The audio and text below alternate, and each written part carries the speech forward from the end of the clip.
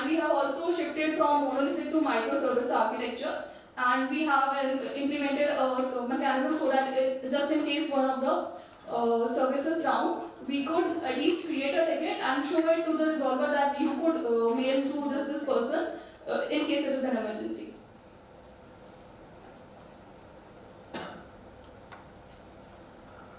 So this is our currently working architecture.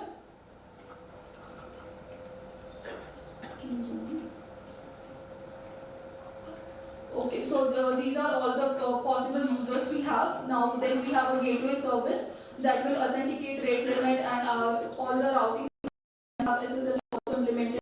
Then we will have a authorization then for microservices. First is the ticket service. You can check out the architecture.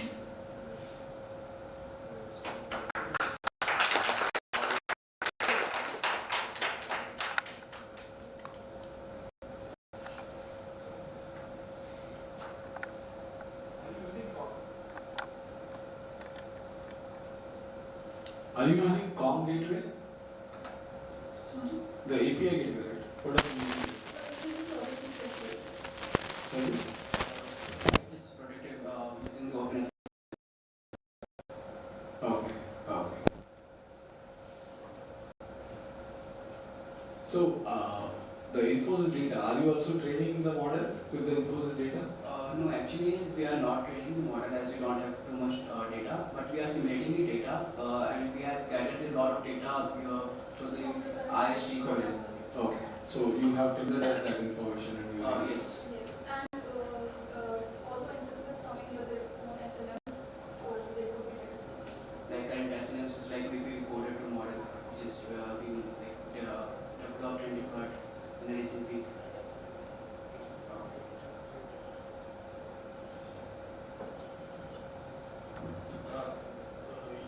I saw that the tickets scripts are created, but I'm trying to really resolve the ticket. So is there any? Okay, so what we have is, we have risk mapping. So just in case a person is authorized also and the risk mapping shows it is a low risk, then we have an AI bot application. But we are simulating the tools. Right now we are only showing that these are the resolver steps that are taken by the tool itself. Just in case it is a script that needs to be implemented by the resolver, that could be done from his end only. But we can create tools. We don't have that kind of access as of now because of the limited resources. But we can create tools that could actually in the backend do all these steps, few of the steps that are mapped themselves. That will reduce a lot of time, and most of the tickets we have noticed if we simulate them. You mentioned about the script, right? So when you said best possible script and all that, there was an option of feedback. But is that the only way to determine what is the best, most available script that the team can use, or is there any other mechanism that you basically thought of? So for script also we have embeddings mapped, and we'll map those find the best scripts from through the semantic matches. And after that, we have ratings implemented for the scripts. For each script, we have different ratings. Also, it was not present in whatever queries we asked. But some of the scripts, we have 3 levels of automation for the script. It could be user automated, could be resolver automated, or a hybrid script. So if some script is user automated, that means these are the steps that could be taken from user side only. And for those kind of scripts, we have a feedback mechanism from user also. So the scripts are rated accordingly, and based on those ratings, we fetch the top scripts.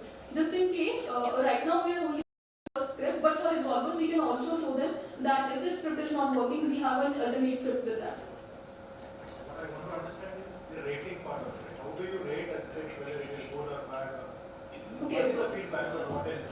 Like if the current query is not resolving with that particular script, that user is giving the feedback with a down thumbs down, and the rating is decreasing. So if that particular script is decreasing like continuously, so that we have make a ranges of that ratings that good, poor, and bad, and based on this we are flagging those SOPs and giving to the resolvers and the third party for the patients. So where all this explanation is stored? we do have loggers implemented in the terminal. It's all in the terminal, right? If you really want to debug something wrong was proposed, how will you debug that? So right now we are only using the loggers module by Python, but as we know that we have implemented a lot of work, so we have a locksmith also that could track all the states and whatever things are passed on throughout the journey. But is that still gone after the run, server shuts down? No, right now we are storing everything in MongoDB, so we have everything stored in the database. For the beginning part of it, like, are we duplicating data for the historical analysis or providing recommendation? Yes, like currently we are using the semantic search for deduplications, and also like there is some cases like the issue is coming again and again for that particular user. So for this issue, we have currently not implemented tag duplications, but yes, if we have also used the scoring system semantic, but it will be automatically handled. I wanted to add, like we focused on increasing the depth of features we already had, but there are few features that we have looked into that we can also add to this. Like you mentioned, duplication, that we can resolve. Also, duplication, if a person is raising a particular ticket time and again, we could also improve its priority score. So, previously we have thought of implementing the urgency score as well, but we have not implemented as of now. But urgency score we have looked into is something that we map the tickets, we sort the tickets for the resolver in an order of what is its business impact, what is its priority level, and how long it is open, how many times it is occurring this same number of times for the user. Also, like in the supervisor dashboard, the order is based on the business impact. Like in some cases, it might be possible that the issue category is high, but there is some urgency for particular cases. So there is some urgency score for that also. If we can take an example, let's say Wi-Fi is not working, is not a high risk issue. But in case it is not working for a whole floor, whole department, it is a high risk issue now. For that, we could prioritize that particular issue. Thank you.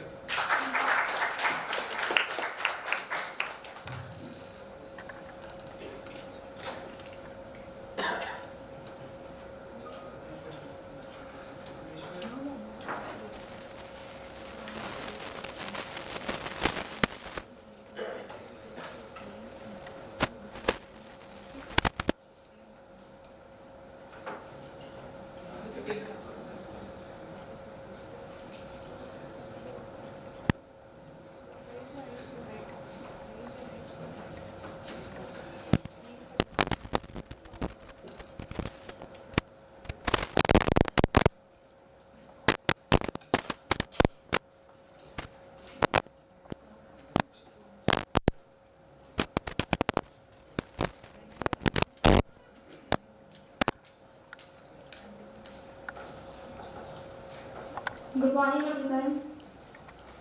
So our problem statement was to develop an AI-powered visualizer where the user can check their nutrient details, how much nutrients they are taking daily. So we developed an user-facing mobile application where they can see their daily nutrients intake. So once the user will log into the page, they will get the vendor meal space provided by them.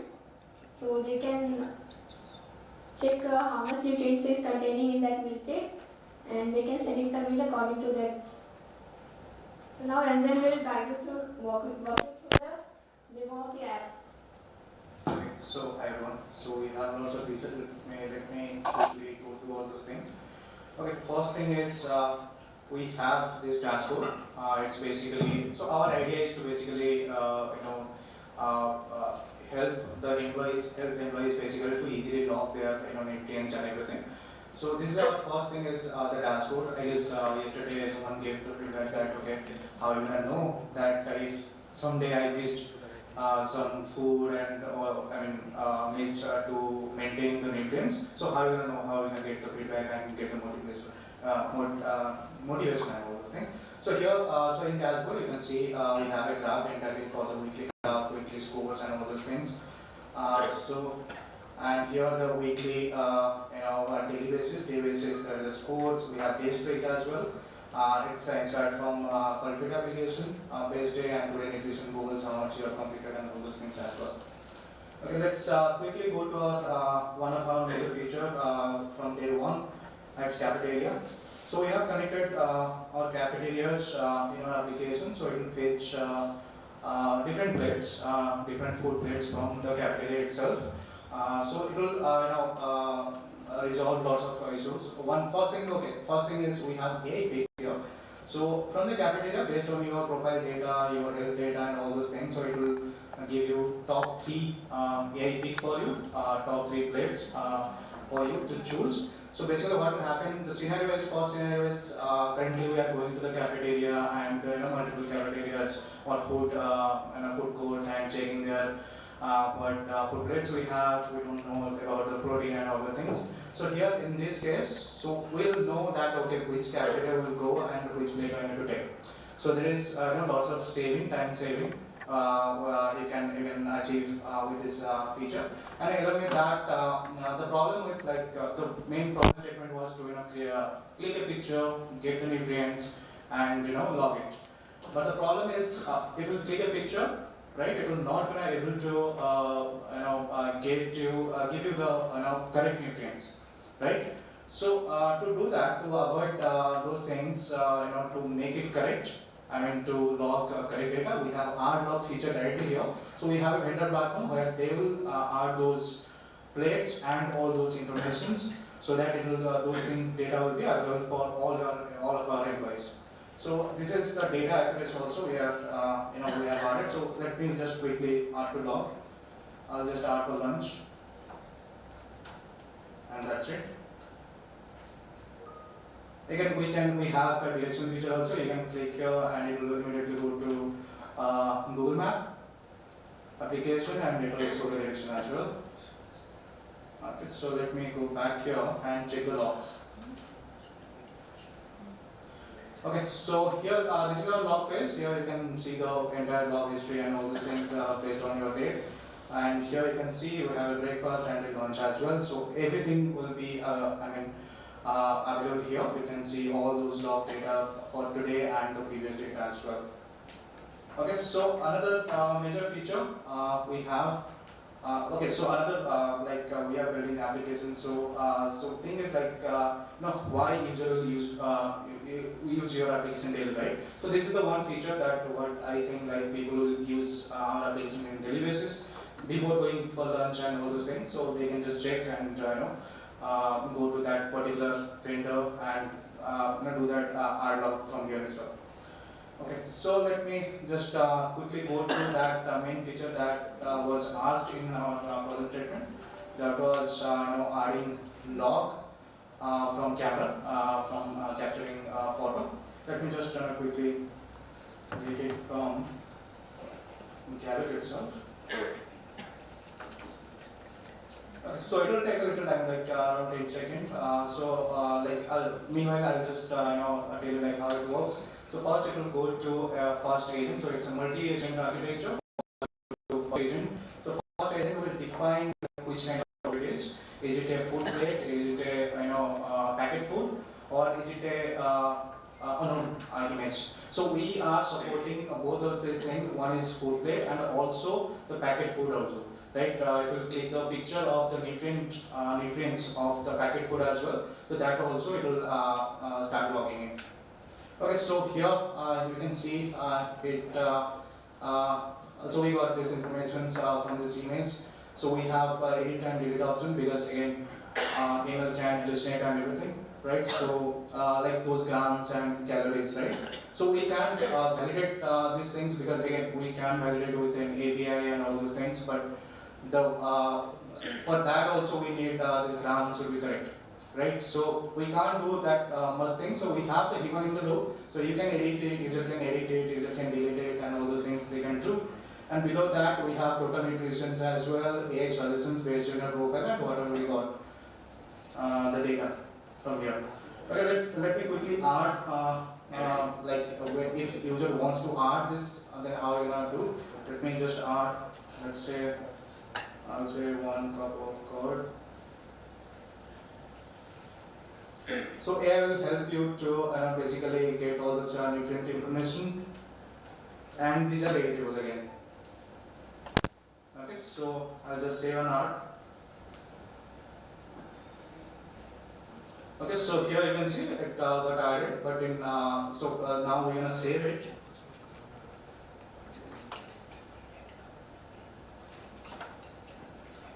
Okay, I'll just go for cleaner. Yeah. So let me go back. And here you can see, so this is the camera picture. Again, that is another way to basically add the logs, right? So let's see the another feature is Arogya. Let's go to main other features as well. One is cycle tracking. So basically, what generally employees do. Okay, let's see what's stuck.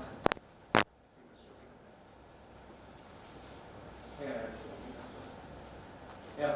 So generally what people do is they have different application to track the cycles and all those things. So what we want is you track all these things in our application so that in our cafeteria we will recommend food according to that as well. And other suggestions will do according to that.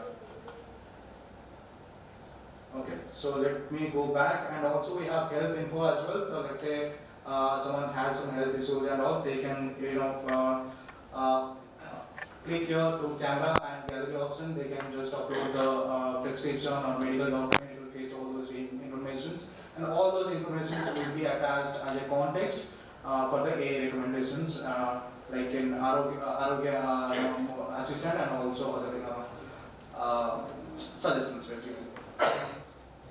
Okay, so let me go back and show you the Arogya assistant. So this is this has all your context, your daily goals, your health data, your cycle data, your user information, and all these things. So let me just give a hi. Okay, so this is Jyoti's account. So okay, so you can see that they are referring today. It's very friendly, and it will based on your data, it will give you the response as well, and also you will get the suggestions.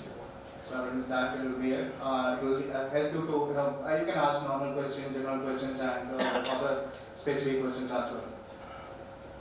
Okay, so another thing is exercise tracking. So exercise tracking is basically you can sync your Google accounts or your Apple Health, Google Fit, and Fitbit accounts. So what it will do, it will sync your data from the Google accounts to this application. So why do this? Basically, what happens is generally we have added daily goals, right?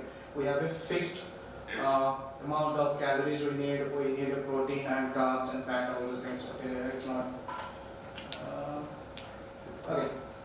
But let's say in general case, if we go to the real world, let's say protein is needed like 120 gram. But it's a range 120 to 150 gram. Let's say you will do more exercise today, then what will happen is you need more protein for that day. Okay, so that will add a variable nutrition for daily goals, variable daily goals nutrition. That will add with syncing with the Google Fit application. Last 2 minutes. Yeah. Okay, so I'll quickly show the vendor application as well.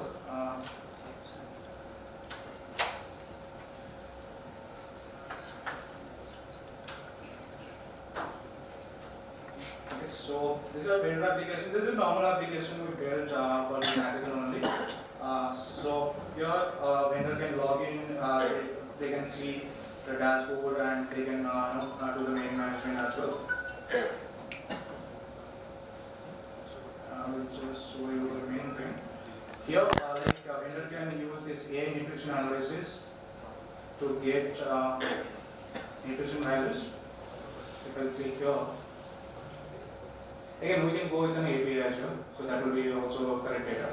So yeah, so we have built this simple application because later what we're gonna do is, so we are thinking for baker because people see like we have pizza, not pizza, it's Domino's here, right? So they have their own dashboard, right? So they will not really use our vendor's application, Infosys application. They will have their own application. Right, so we'll use our backend network. They will provide a BPP application, and we'll just register in a registry, and we can fetch all those informations in our application. That's the idea. We didn't get time, so we are not able to do that. But yeah, so this is pretty much it, and this is the basic diagram of it, like how the AI service is getting the context from different things. We have cycle data, calorie data, daily logs, user data, health data, and Excel data. And other than that, it is giving recommendations.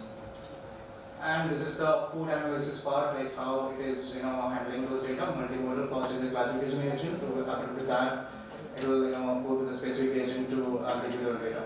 Yeah. So this is pretty much about our project. Yeah.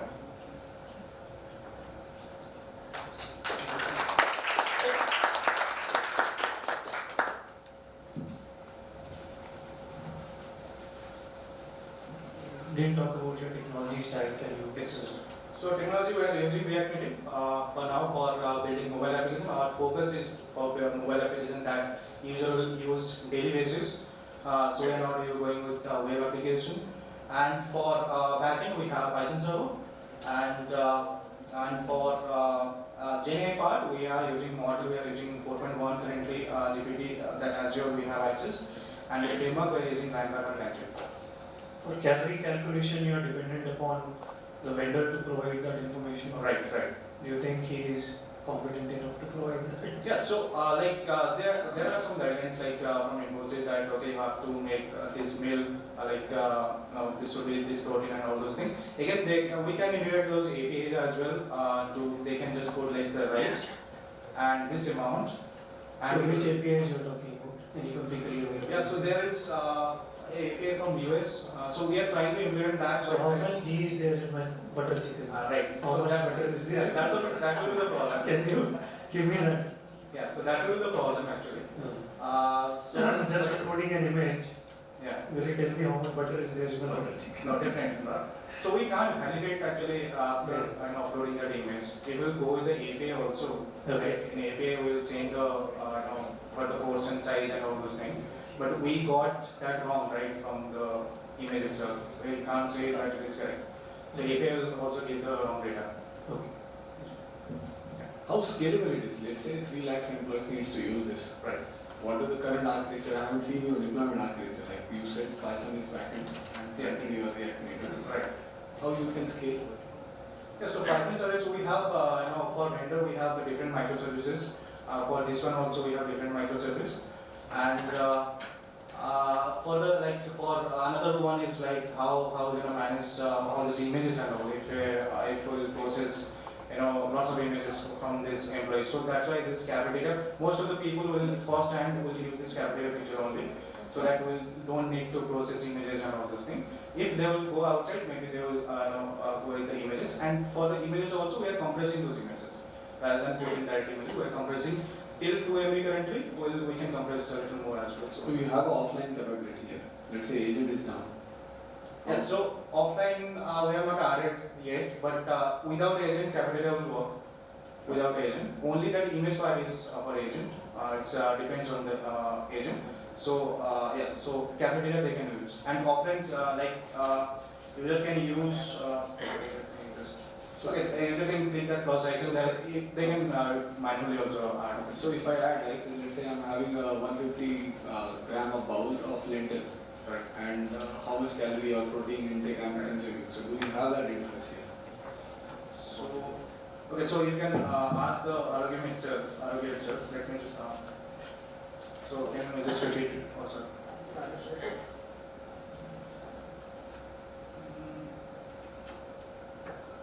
so this one. So we can directly ask to this one.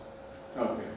So it will give the same. Let's say, what is the plate, right? If I manually describe, I'm having this much of rice, this much of lentil. Right. How much is the total food intake which is being consumed? Irrespective. In that case, you don't need to do image analysis to live integration with. Right. So here, this is I'll just say it again.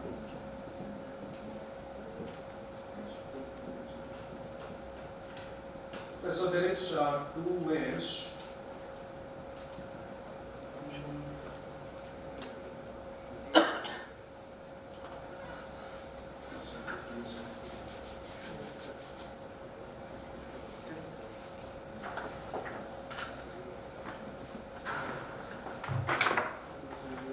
Not sure it is not visual. Let me just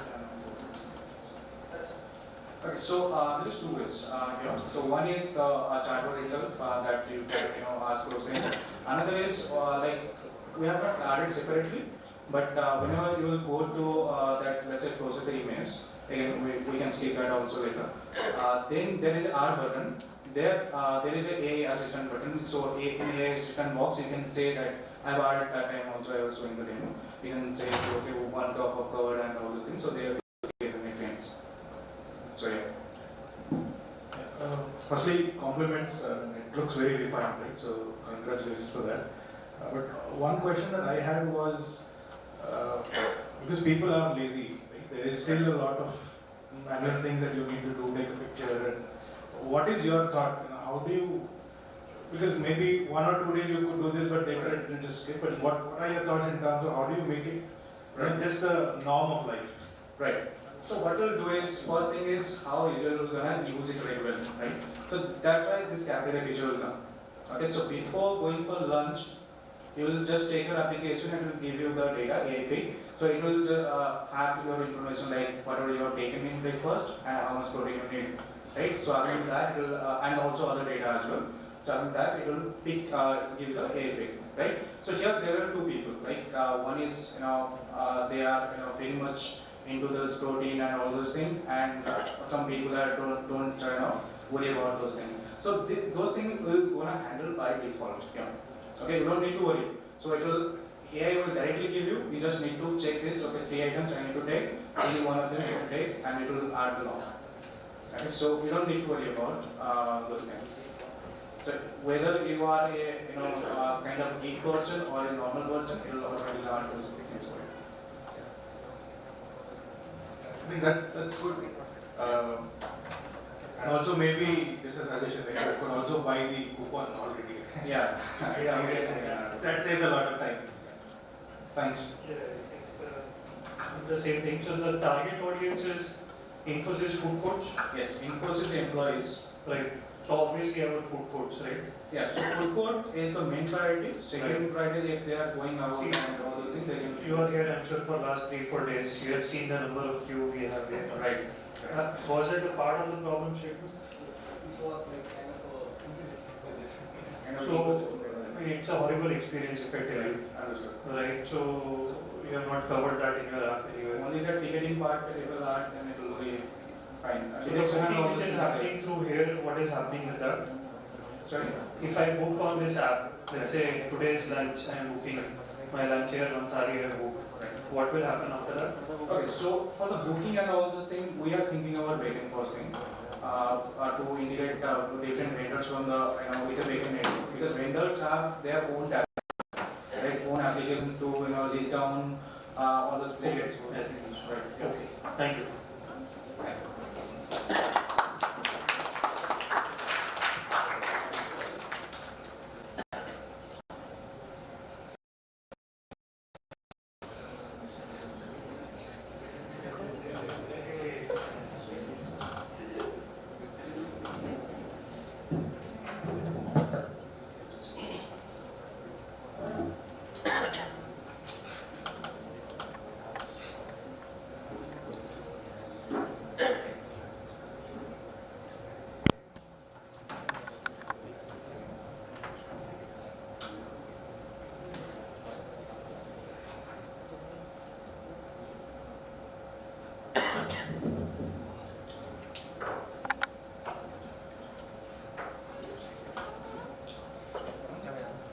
Good morning, everyone.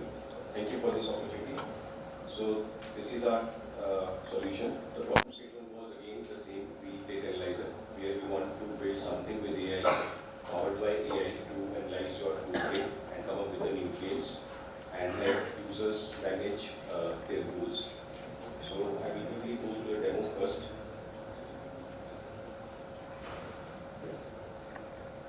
So we have two options to log in. One is the normal username and password, and one with odds, keeping in mind that someday we might have to integrate with SSO or maybe Xami.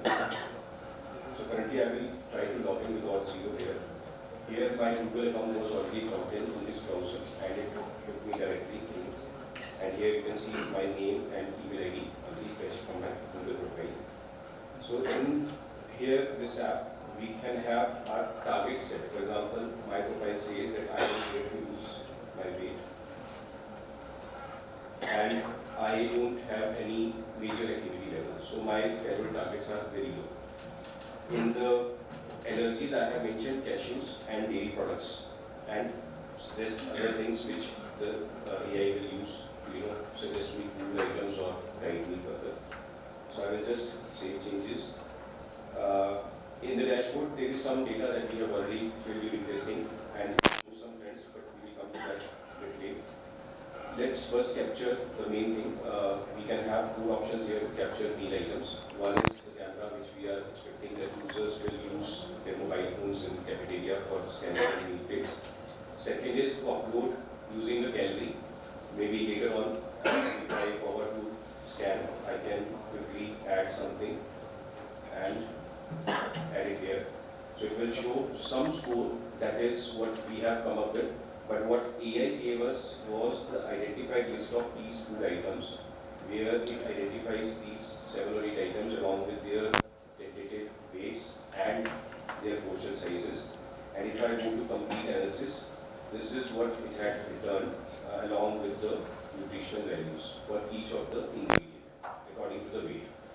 Now, during the first day of this hackathon here, we were told that we need to make it sustainable. So for that, we have cached everything. So any ingredient in any plate that comes up for the first time here, that is cached at a 100 gram level. So every 100 gram of that particular ingredient is cached. And if this system says 50 grams here in that next plate, it will be proportionally calculated. And the overall nutritional value for that particular meal is shown here. Now, how did we come up with this 75? So here we have just put a transparent, business logic, what we have done. So any meal will get you a score of 25 points at the base level. Then, depending on how low or high or in a range that particular ingredient is, we are giving plus or minus points to that particular ingredient. And there is a goal preference and adjustment. This could be negative, this could be positive, depending upon whether that meal aligns with your goals or targets or whatever you have already consumed during this week or not. So that is how it came up as 75. So for someone else, it could be 85. For some other person, it could be 65 for the same plate, because their targets, their goals, and whatever they have eaten historically during that day, during that week is different. On the dashboard, we also have all these values listed as weekly trend, and there are some quick recommendations that you need to add, protein, because you are low on protein for this week or today. Now, if I ask, remember I added cashews and dairy products, so I said, let's ask chatbot, can I have kheer today? So those of you who don't know, it is a sweetened milk rice in North India, and it is a Hindi word. So let's see. So it says kheer typically contains dairy, which you are eligible because it knows my profile as a context. It is not suitable for you. Additionally, you are already over your diet calorie target, which is 1650, which was for today. And today's intake is already 1803, offer low calorie, non-dairy dessert. And then skip kheer today is a recommendation. So let's say I still want to have kheer.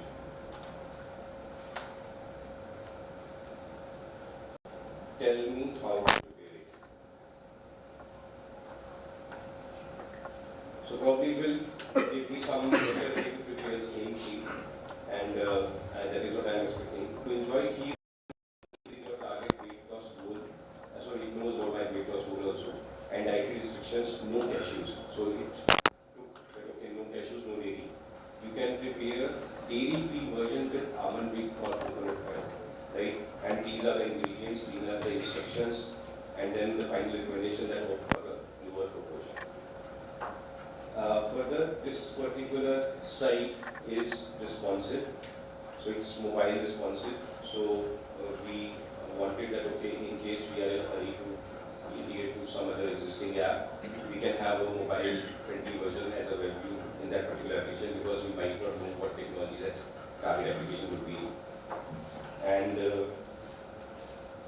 in the settings, if you notice, these targets, these are detected using Mifflin-St. George equation, which is a well-known industry standard for calculating target calories depending upon your activity level and your fitness goals. And obviously it accounts for BMI also. So now coming to other ways where I can scan. So there is one I showed you calorie. Second is QR code. So if I quickly scan any QR code, this again is dependent on how we publish QR codes in the meals in our cafeteria. If I scan a QR code, it says this particular food item that I have just scanned is French fries, 91 grams serving, and it is 68 in store. And I can add it to my daily meal, and that is how I can just quickly add it with the QR code also. And the third thing was, just again to reduce cost, it was suggested that we have quick select or from the cafeteria menu that we are hoping some app will already publish or vendor will publish. And now we will have to rely on their vendors' calorie data or whatever nutritional value they have published. So if I quickly select it, I can filter out all these options. The images here are not visible because of Zscaler not allowing us to go to that particular site. But if I choose, for example, masala dosa here, it is 64. And again, we can see the breakup, how that breakup was over it. Yeah. Now coming up, I will just show you quickly some of the key things that we have added in the presentation also. I will not go through all the slides, but just a few of them.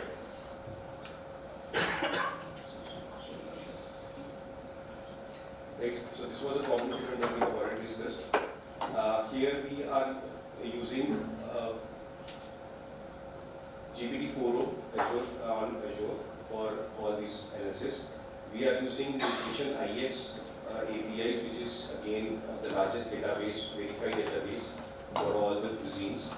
In case to reduce cost, we again coming to sustainability, we have also used as a fallback, not as a primary source, US foods as a source, but again it does not have Indian recipes. Then last option is to have the assessment done by LLM only, depending on the portion size. So that is all the fallback mechanisms that we have. And again, once it is scanned, it is cached forever. No, sorry, not forever, it has a timeout. I will show you that also. These are some of the images just for the reference purpose.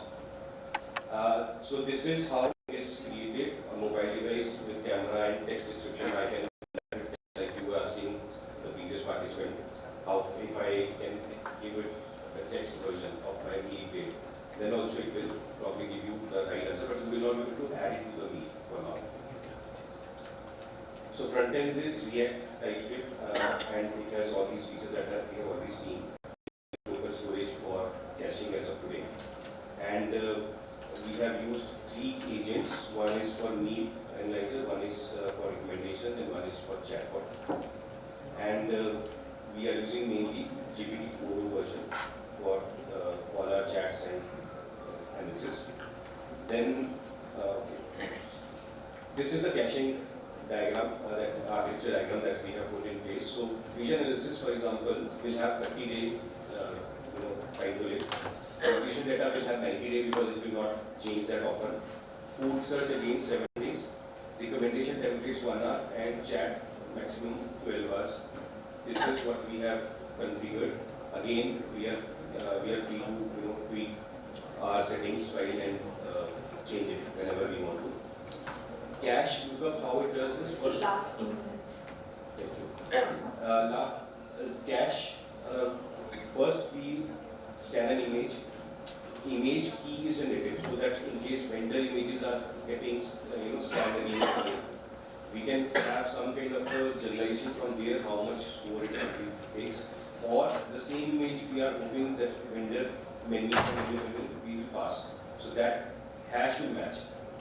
And then if the hash is hit, then we are using that value only, otherwise we are going to the fallback mechanisms. And one more thing we have introduced here is smart fuzzy matching, which means chole, chana and chickpeas, they are the same name. And they will have the same entry in the cache, so that I do not scan all these three variants from the different sources for per 100 gram value. So that is how this fuzzy matching logic is implemented. And what we are not caching is user-specific data. Any user-specific or profile-specific data we are not caching. And always we are using the latest profile data. That is reason if I change my profile or my preferences now, immediately in the chat it will reflect, because we are not caching that also. We are always checking from the local storage what is the current preference values for the particular user. Again, this is just to explain the fallback mechanism for cache. These are the technology sets that we have used in this, the documentation related to APIs. So coming to the challenges, there were certain challenges that we faced. One was the LLM response was not consistent. Okay, thank you. That's it.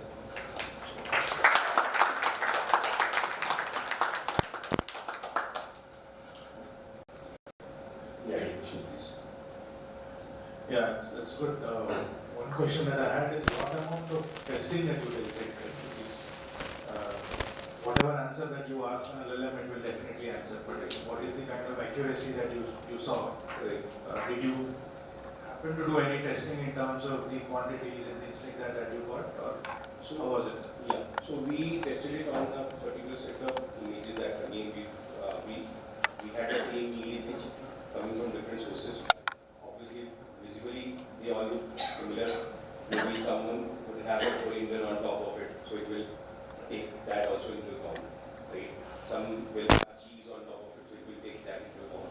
The portion size, obviously, it is hard to estimate, but what we have directly relevance that you try to find out the surroundings. So, for example, if my plate is kept alongside my laptop, so LLM will be able to say that, okay, this laptop could be 14 inch or 15 inch, or maybe 17 inch. But plate size, it might not be able to tell that whether it's a full plate or a quarter plate. Because same plate I can click differently, and then it is hard to estimate what type of plate it is. So that ways we have tried to guide them, saying that you also take care of the surroundings to get the scale of the information. Another thing that I noticed is when you said about kheer, right? When the kheer kheer demo that you did, somehow it did not say that don't use sugar. But so I just want to understand, because sugar was still in the recipe, which I thought it would say that don't use an alternative source of sugar. But I want to understand is there some kind of prompt engineering that has been baked into, or is it a straightforward response that you're getting? This is straightforward response only. But last time when I ran the same demo, it asked me to use stevia. So maybe calories are over, so ideally it should have told me to do that. The vendor integration is done, or how is it? No, see, we were not focused into vendor integration because we are hoping that some other system which is already in place will already have that. Because we will integrate with, we just need the data source or single API which will give us the food items along with the calorie value. That's it. So that is the reason we didn't go into vendor integration. For the sake of this demo, we have added that small screen. Otherwise, no vendor integration. And I think in the problem statement there was something around correlation to the activity set of the person, right? So any kind of that you're capturing, how much calories he has burnt versus how much he has to burn, that kind of. Again, no, because we are saying what is your target, you tell us. We are not stopping anyone to not eat anything. We are just saying you should not eat it. And if you have still eaten it, then you should try to compensate it over the next few days. So that is the reason we are not tracking any of that process. The only thing is AI nutrition results. So I'm good with the caching. Two key distinctive features, right? For your caching for sustainability and also the response part of nutritionist API, which is in contextualized to the Indian food and all those and things, right? That will have more accurate and relevant results in terms of accuracy. And caching also from that session only, the session only came up. Even we have added notification thing also.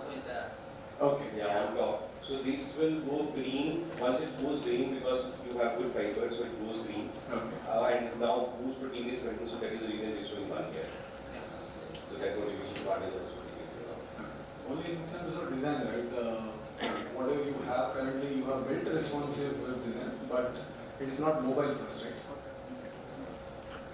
For an app to be fully utilized across the devices, like Android and iOS. No, it is, so it has a look for app. For example, we have these tabs. But again, we are not opening all these tabs will make up to that screen, because settings will be reused from the other one. We are doing new settings. They will not move settings again. Same capture that already might have a capture feature. We will have to integrate with this app into that capture camera instance. Only the main dashboard screen should be as it is. That is what we are. Can you just go to inspect tools and this?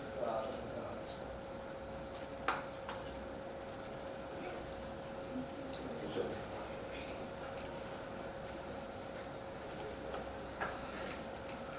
Yeah. Click on the mobile. Okay.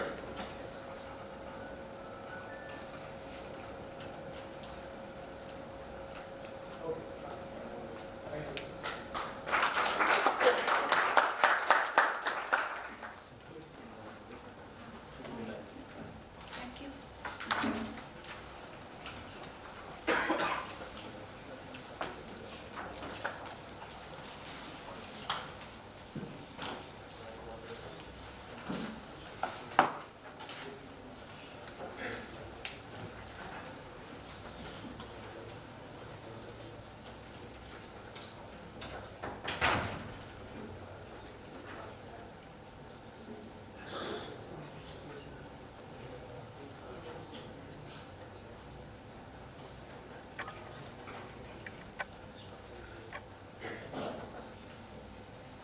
Hello, good morning everyone. We are P3 and we are here to present our solution for the Wellness Meal Analyzer application. So for a moment I just wanted to imagine a scenario in Infosys wherein every employee in Infosys is making smart meal decisions every day. They are staying engaged by participating in fun challenges and an application that is going to run on its own. So that's the kind of solution we have come up with to address this problem statement. So currently we have built a complete ecosystem consisting of 3 main personas: employees, vendors and brand collaboration. So we'll go through each of them one by one.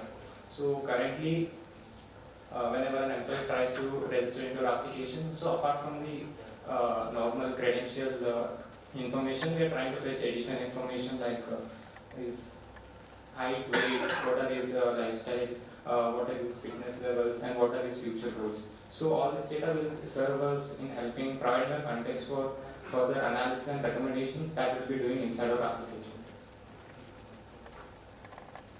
So once the user logs into our application, they will be presented with a dashboard page wherein this dashboard page is integrated with our backend systems, and at a glance they will be able to view all their trends regarding their calorie consumption and everything. And we have as well made it responsive enough to support for mobile view as well.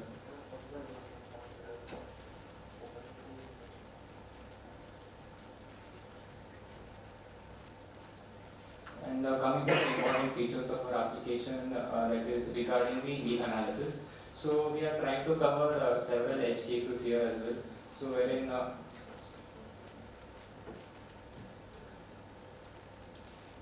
user might upload a photo that is not even a full image, so we don't wish to waste our tokens in analyzing such images. So on upload and analyzing, we are just initially generating a confidence score whether it is even a food item or not. So if it is not even a food item, we go back to it says this is not a food item. We are trying to cover 2 more scenarios wherein user can upload the complete full image of the food or even a QR code of packaged food items, etc. So first let us try the barcode scanner.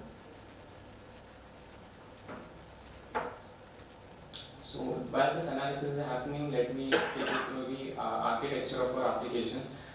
So basically, whenever an image is uploaded, it will first go to a Azure Vision API wherein based on the confidence score, we are detecting whether it is a food item or not. And if it is a food item, we further dive deep into the analysis, wherein we try to break down the ingredients and the quantities. And this will be later sent to the Azure OpenAI.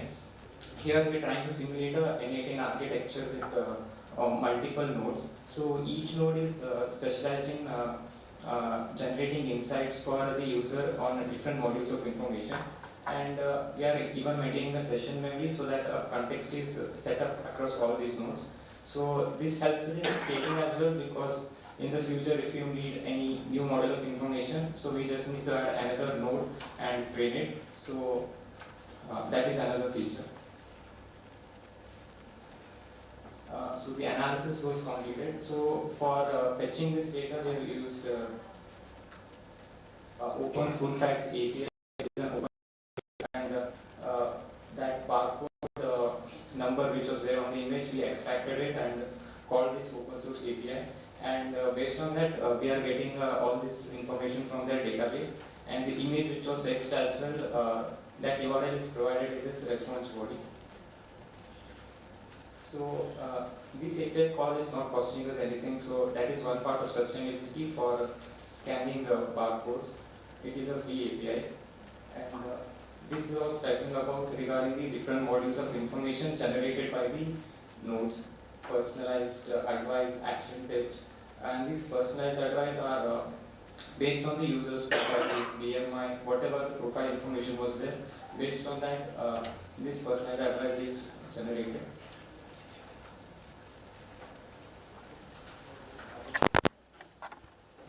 Another aspect is regarding the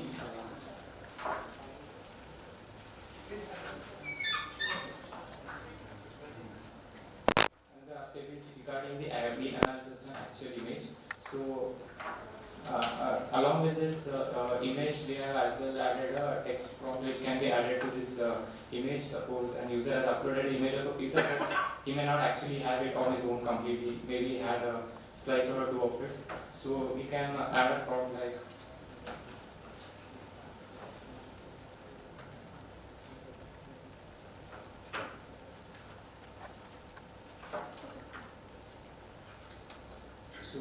this will again analyze this image based on the architecture I had explained earlier and generate the insights. And in this insights there is one more section called as healthier alternatives. So whatever healthier alternatives we are providing, we have made sure that the top priority is given to the food court's menu items. So as I will show, we have a vendor dashboard as well. So top priority will be given to the menu items that are present in the food courts that are nearest to the species. So this is the analysis that was generated, and this is what I was talking about. Healthier South Indian banana leaf curry from FC1 Food Plaza. Coming to the dashboard, and this all updates have been done based on the analysis that we did. And we have added a personalized chatbot to our application, wherein all the user context is stored. So right now, the profile, the user has set an allergy to nuts. So if the user types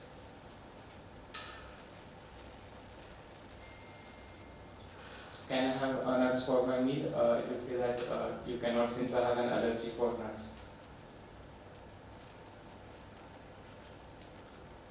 That is one feature. And coming to history, this is a page where the user can check all his history of all the meals he has had.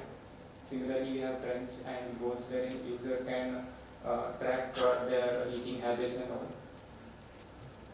And coming to health store, this is the third person I was talking about. From this, we are trying to address the issue of sustainability. So, like all the tokens and API costs we are making, it will be costing us more. So what we are trying to do is we are trying to bring in brand collaborators into our application. So for an organization like Infosys, many brands will be competing. So we might be able to bring in investments from them to take part in our application and sell their products onto our platform. So otherwise we'll have to make a trade-off between the accuracy and cost. So some costs can be mitigated here by bringing in collaborators from other organizations. So right now we are having displaying food products here. So in the future there could be other brand collaborators like gym equipments and all, like related to health and wellness of the employees.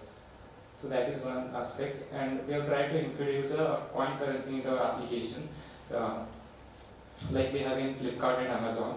So since these brand collaborators are coming into our application, they expect the employees to purchase their products. So to make this more engaging, we have gamified our application by introducing team challenges, wherein the brand collaborators will be able to generate or create challenges and badges for the employees, and whenever employees take part in these challenges and complete these challenges, they'll be able to earn the coins which I talked about earlier, and there will be a leaderboard displaying all the top performers across the DCs. And in the health store,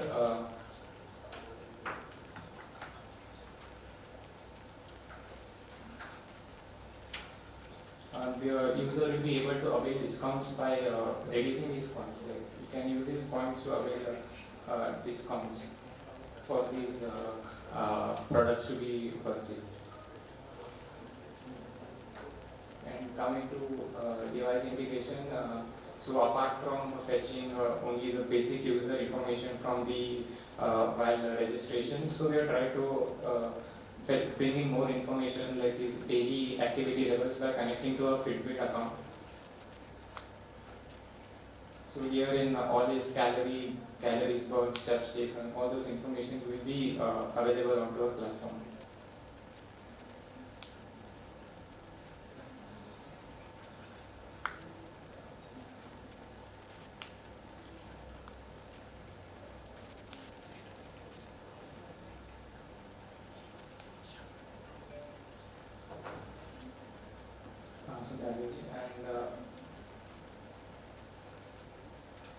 And this was the vendor portal I talked about earlier.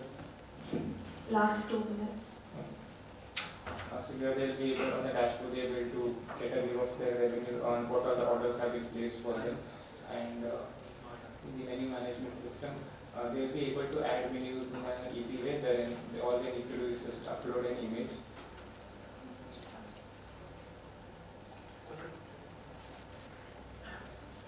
And analyze the meal photo, and all these fields will come pre-filled by after analysis.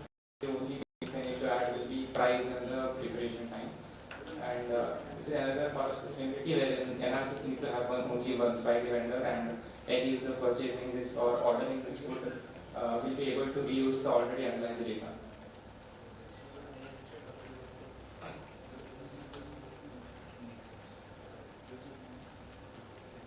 So the menu item will be added, and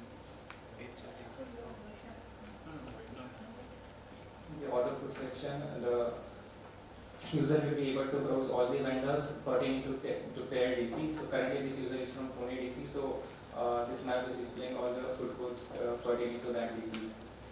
And in the browse vendor section, they will be able to browse the vendors present there and all their menus as well.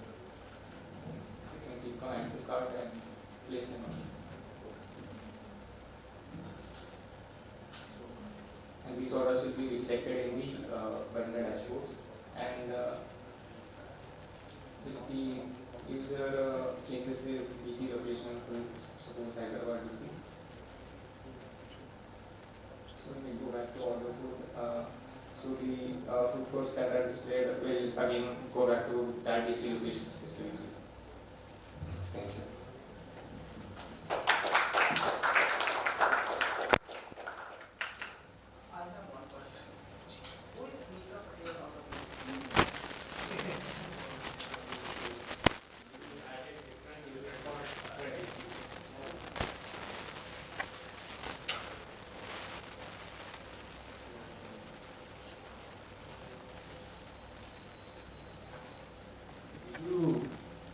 Like you mentioned, you have uploaded a pizza and then you mentioned one slice of pizza. So there was one feedback from Deepak Bana, if you take it out, like if there's anything left over. Do you realize those calories? Analyze the meal, calories and what is consumed. But every one of part which will be left. We added one, we'll add a text at one slice or two slices, three slices. On that text or with the image, we are getting the analysis. You very intelligently selected one slice for the entire pizza. And then how do you know okay, what size of that pizza is? And then because there can be small in picture, they all might look similar unless you cut them. So how do you take that into account? Basically, we did a system prompting in such a way that we give the validation process. After that, we will get it. Okay. And the interface that you built, is it responsive or can you show the responsive one?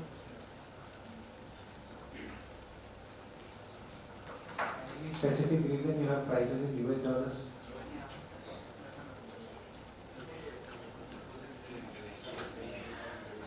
Happy if everyone is happy to pay in US dollars.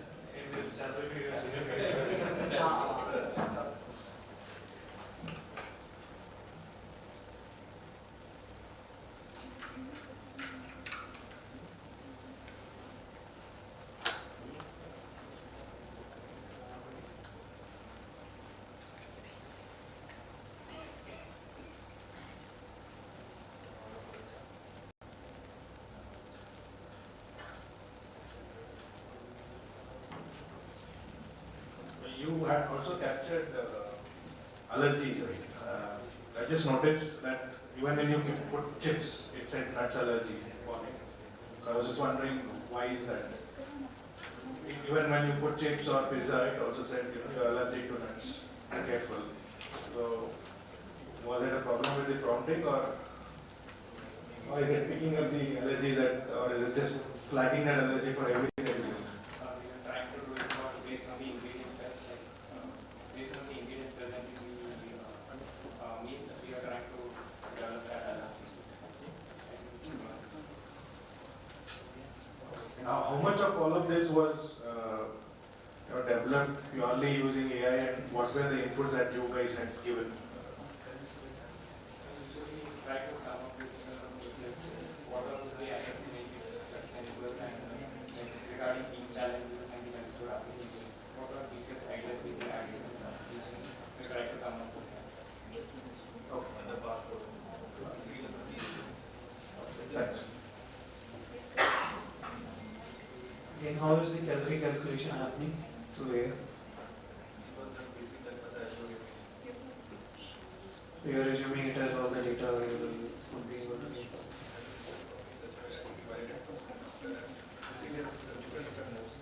On that note, we will give the result and after we get it. Thank you.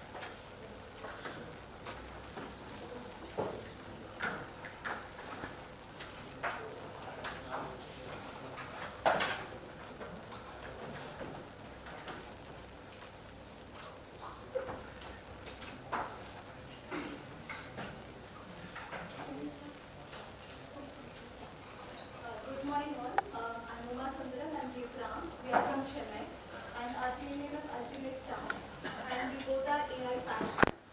So our team is Wellness Compass. It's a meal plate analyzer. So the problem is basically what we do manual logging of food which is almost error prone and it is very slow.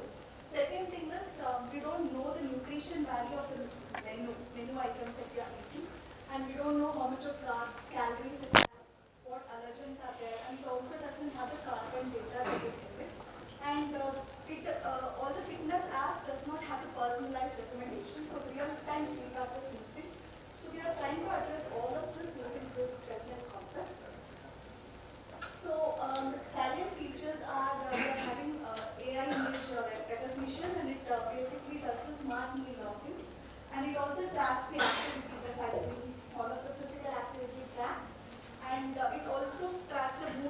energy because good sleep is also equal to a good health. So mood and energy is also tracked. How much of water intake is also tracked.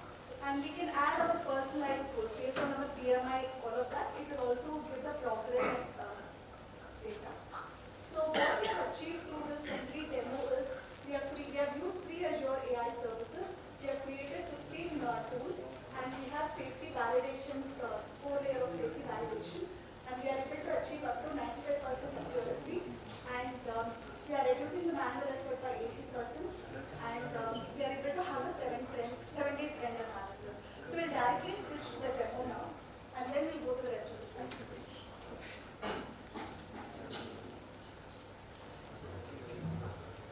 Okay, so this web application is what we built it for the round 1, and our focus was very restricted to the given problem statement about meal analyzer as well as the food. We also try to do the wellness compass very restricted to our activity trackers. We built this for round 1, and then we thought that we would get new problem statements in this form, but we never got. So for the first 1.5 days, we were trying to think about adding few options to this portal itself, what we could enhance. But then in the true spirit of hackathon, we wanted to differentiate ourselves. So we stopped developing this web application, but we started developing a mobile application. Very similar to Infini, which looks pretty professional. And our primary focus was to get a production-ready app first, without compromising any of those functionalities. I would say we were able to make like 70% of the progress what we envisioned. And today, I'm happy to show that what we were able to achieve in 1.5 days. We did not build upon the app we developed previously. This is something we developed within this room in this 1.5 days. So I'm just taking one mobile.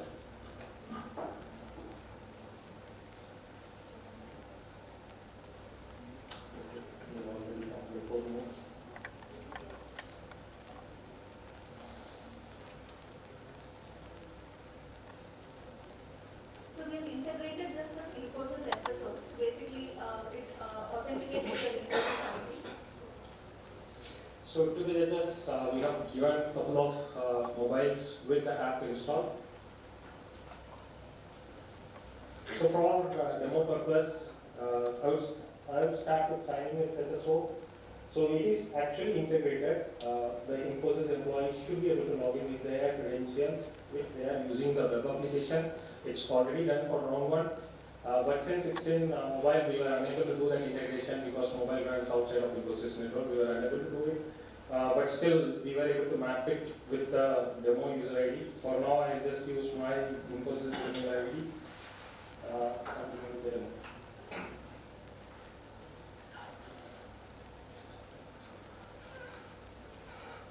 So we do have few supports for different teams. I switched to Infosys specific team.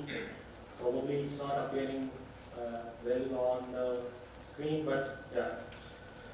So we are able to see the progress that we have made, a welcome message at the top with a tagline.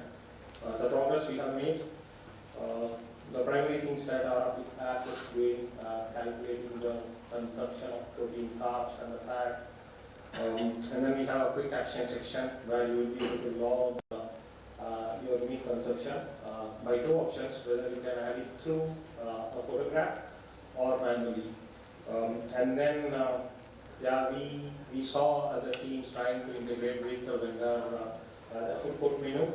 We did start with it. We came up with an MCP to identify the list from the list of menu items. We try to identify or suggest the item that would suit our plan. So that is something that we started. We couldn't complete it. And then the plan A is just to track what we have achieved so far.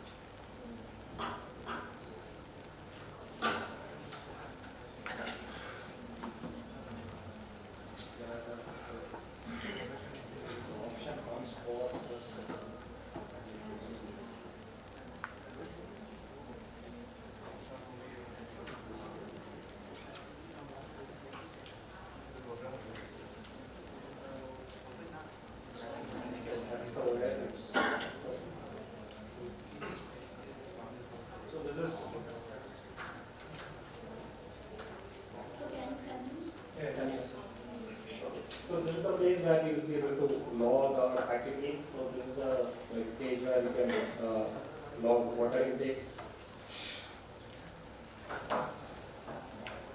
Okay, I'm really sorry.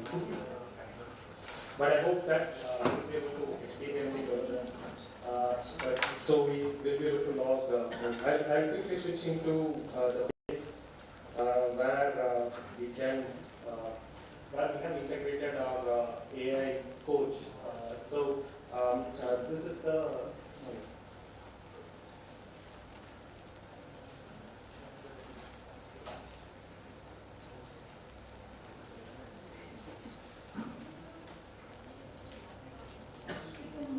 It's a mobile. My client teams on this one.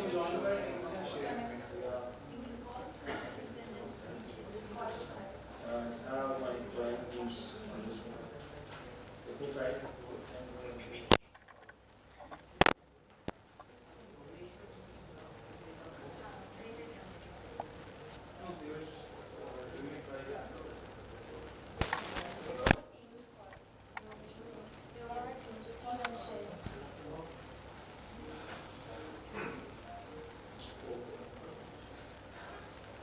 This comes with that.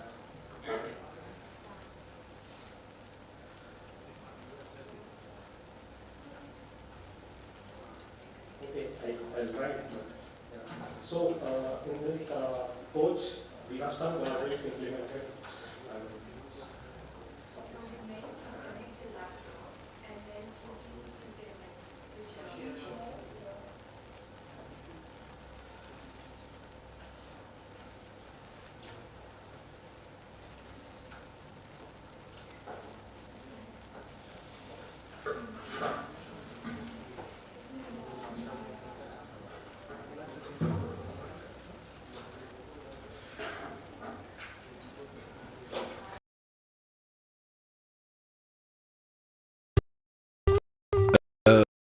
Gold loan तो ठीक है, पर क्या interest rate change होता रहेगा? एक बार check कर लो। ये ICICI बैंक गोल्ड लोन है। स्टार्ट से एंड तक इंटरेस्ट रेट फिक्स्ड है। तो क्या इंटरेस्ट रेट कैलकुलेशन कंफ्यूजिंग होगा? एक बार चेक कर लो। No confusion. यहाँ जो लिखा है वही चार्ज होगा। Done. कुछ और चेक करना है? नहीं, ये ICICI बैंक है ना? बैंक गोल्ड लोन, फिक्स्ड और transparent interest rate. Okay, I hope it works. Typical mobile issues that we have in Infosys network. But then, so we have guardrails in place wherein I ask what is the capital of India. It doesn't answer any questions outside of health. The guardrail is in place, and then it should stop us from proceeding further. But then, say like I had 2 glasses of water. So what it is trying now is it goes back to the DB through MCP tools, understands our progress for the day, and then does an analysis on what's the current consumption, like what I told. It understands the intent. It also behind the scenes processes and comes up with suggestion on what we are doing, and it appreciates us or it gives a critical feedback. Then it tells us what we need to do next. Once it is processing, we'll get back to the presentation.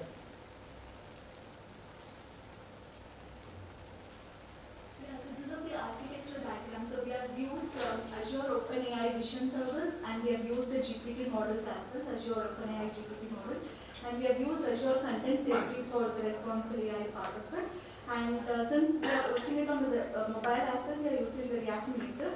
And all the databases are, the database that we are using is Postgre database. And we are using the Keycloak. So these are the technology stack, the front end, the UI, and the design framework. And this is the back-end technologies.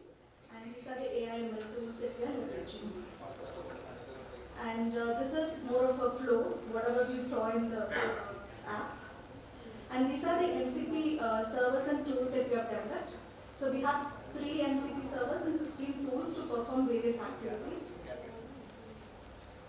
And by this we are achieving 80% time save, 95% accuracy. We have personalized goals, and we are also ensuring that there is no unwanted content that's coming up. We have a clear progress visibility, and it is fully autonomous agent and optimized performance, and we will be able to expand it. Yeah, sure. And these are the key differentiators. So we are integrated with Infosys SSO, and we have responsible AI guardrails, and we have extensible services. We'll be able to add additional modularities here. And it is mobile compatible, and we have an observability jargon here because when we are deploying it for Infosys scale, we also need to have an observability. And these are all the business values that we are trying to achieve. Yeah. So future enhancement is to integrate with wearable devices and to have more predictive insights and multi-language support. Yeah. So these are the dollars. Yeah.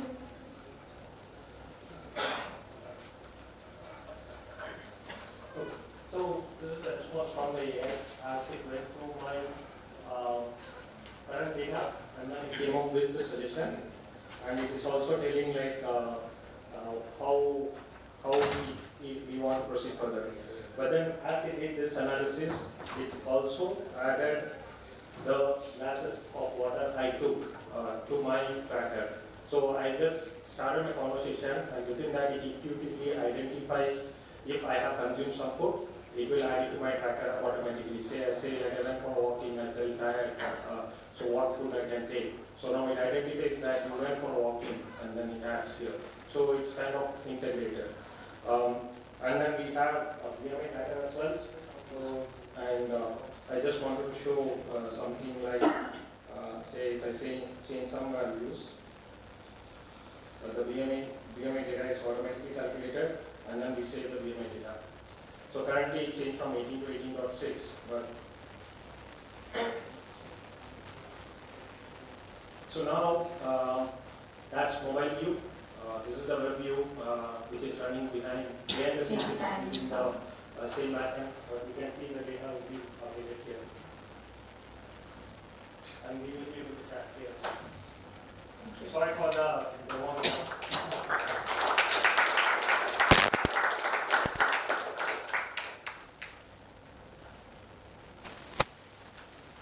One more important implementation. I'm really sorry.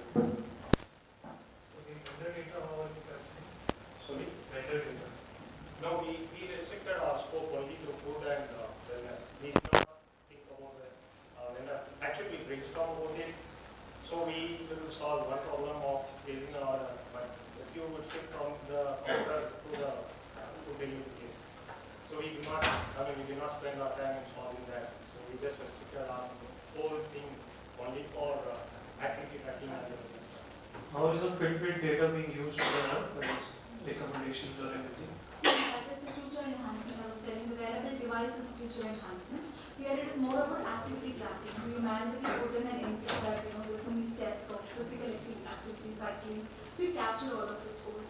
We started the integration. We have a placeholder for it, but currently we support only the activities. But later when we have all the APIs in place, we should be able to integrate it. Integration is possible. So again, I'm sorry for using this time for the demo, but then we have guardrails in place which would proceed further only there is a food data. What have you done to ensure you are using the tokens fairly? You don't overuse them, or wherever required, you avoid them. Okay. Have you considered that aspect? Yes, we did. But actually, we for this purpose, we did not restrict anything on the tokens. But we have in the backend, based on the user, we track the number of tokens they are using. The initial process, when we started brainstorming along with the Copilot, one of the suggestions was to restrict the number of calls that the user can make to the AI assistant, or say like 10 calls per 30 minutes. So something like that. So the code is in place, but now we have removed the restriction just for the purpose. But it's that. And also, like tomorrow, if you want to, tomorrow in the future, if you want to pick up just a few features which I asked to the other team, not all of them. How modular is your application so that we can use the APIs or some of the Right, modules? so we will be able to pick choose certain features and just push it to the app. So that is possible. So if you see, I'm not sure if it is visible, but then we have separate services for guardrail recommendations, and then say these are MCP servers for data. So these are all like plug and play. For now, I have embedded everything into this Python microservice, but the vision is to take them as individual services when they can run on its own. Like one of the MCP servers will be for metadata, like analyzing the code and coming back with the suggestion. So that is also plug and play that's standing outside of this whole application. But it's all plug and play. We should be able to take this to any other system. What if we upload poisonous? That's where we have. So if you see, if it did not identify the code items, and then we have a guardrail as well, that if it identifies anything harmful, it will prompt you here, telling that something went wrong or the food is not supported or it's not.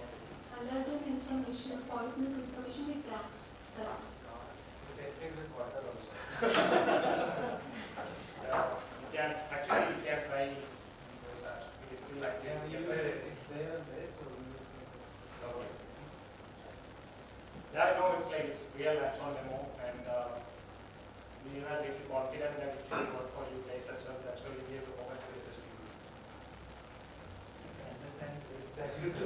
Yeah, I know. But this is just purely like 1.5 days effort, and the finger push. I think the UI and the mobile app has come out really well, so that compliments to you guys. Question that I had was in terms of, because you claimed that you were able to achieve 95% accuracy, right? So what was the procedure? How did you really come to? The confidence score associated with that. What was the methodology in which you derived? Was it purely based on LLM's input that it was confident, or did you also employ any other techniques to identify? So it is LLM's input, and again we have a provision to edit if at all if it is incorrect, right? We have a provision to edit the entry that is recommended by the AI. That edit I understand, but I just want to understand the claim of 95% accuracy that you talked about. How did you verify? So if you see here, that's the confidence score. I just uploaded a photo of the breakfast that I had today morning. So that's the confidence score it comes back. And then we have an option for the user to edit. They don't like these numbers. They can still go ahead and edit what questions they have. And then they can only read this score. That's input to be. But the confidence score comes along with the response from it. And then there is some items missing. They have options to do it. And then if you want to adjust something, chat with AI to print. They should be able to chat with AI or take this response.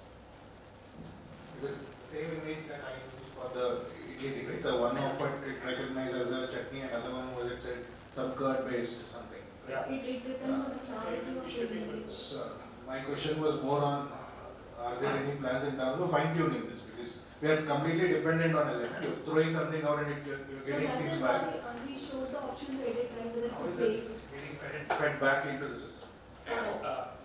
Today we are just using LLMs for deriving everything. Okay? So if we have an option for training the models and then we use our own model, definitely we can enhance it. But today there is no scope for fine tuning. All we can enhance is just our prompts, restrict to South Indian foods or North Indian foods depending upon the location of the employee. So that's all we can do. But we are consuming the LLMs as per the solution. Or maybe use the vendor database as one of the input for training it, more of a RAG type.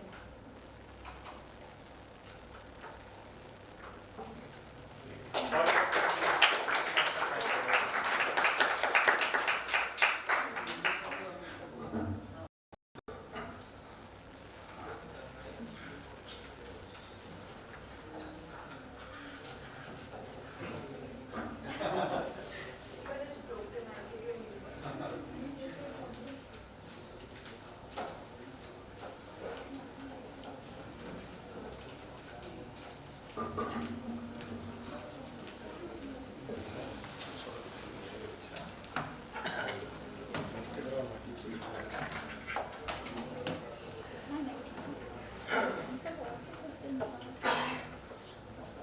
everyone, we are from Team Sun and today we are going to demo our application called Infigo. Okay.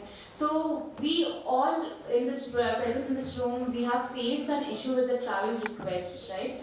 Like we are raising it, it's like it's too time consuming, it's too many mails, and there is no proper workflow which is being used, right? It's very disorganized and manual, right? So to bring automation here, we have developed this application where everything can be seen here, and even like the mails, right, which we store for audit purpose. So those they do not have to save it. Just on button clicks, everything will be done. So let me walk you through the application, and we'll just see what we have done here.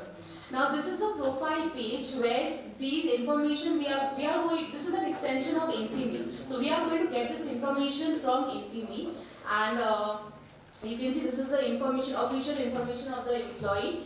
These are the travel preferences which will be auto-filled whenever the employee is raising a travel request. The address, the emergency contact dependent information. Now for demo purpose and to implement and show our back, we have used different test users of different job levels. So currently I am on job level 3.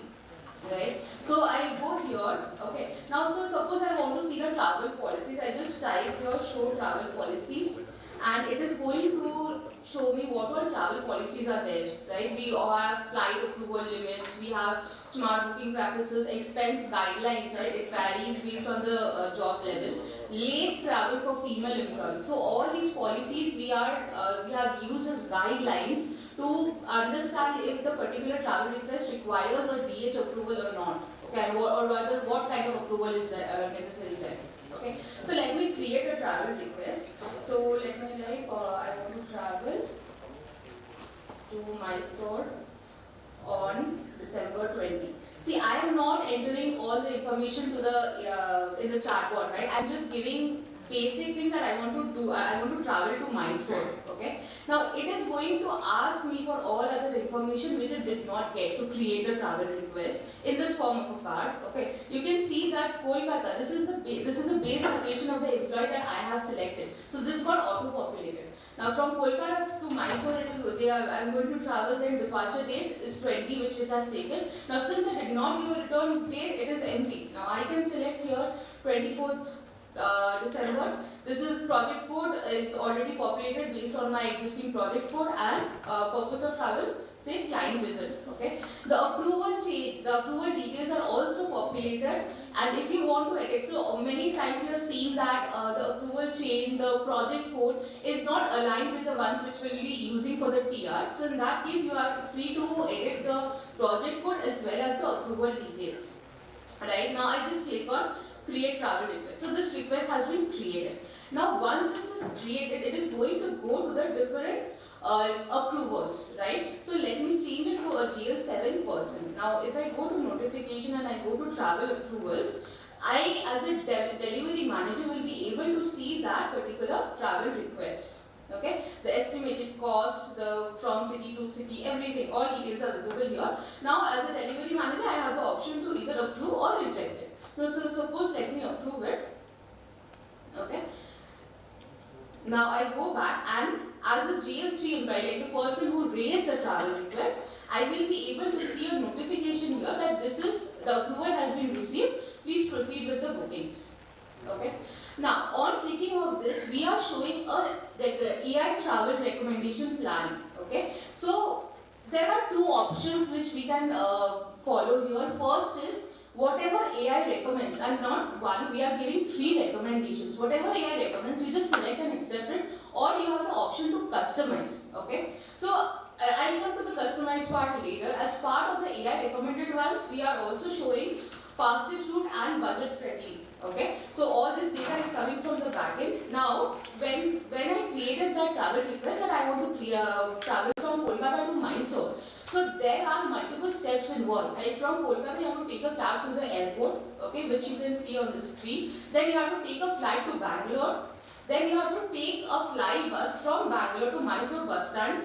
and then you have to take a cab from Mysore bus stand to Infosys campus. So everything in details it has displayed here. Again for the return travel, so these are the steps of travel. So for return travel also from campus to bus stand, then from bus stand to Bangalore airport, then from Indigo flight to Kolkata, and then Kolkata airport to home, the cab required. Okay, so everything it has detailed. Then since Mysore already has an ECC, so the ECC details are also displayed here. Okay, and then it gives a flight summary and the cost summary as well. That this is the total cost. Okay, like I said, I have two options here. I can click on accept and confirm booking, or I can choose to customize plan. Just before moving on, I want to show one more thing. If I choose the fastest route, you can see that the cost is increasing, right? This is the one with the highest cost. So here, the AI only tells us that it requires the DH approval based on the policies that we have uploaded in the portal, right?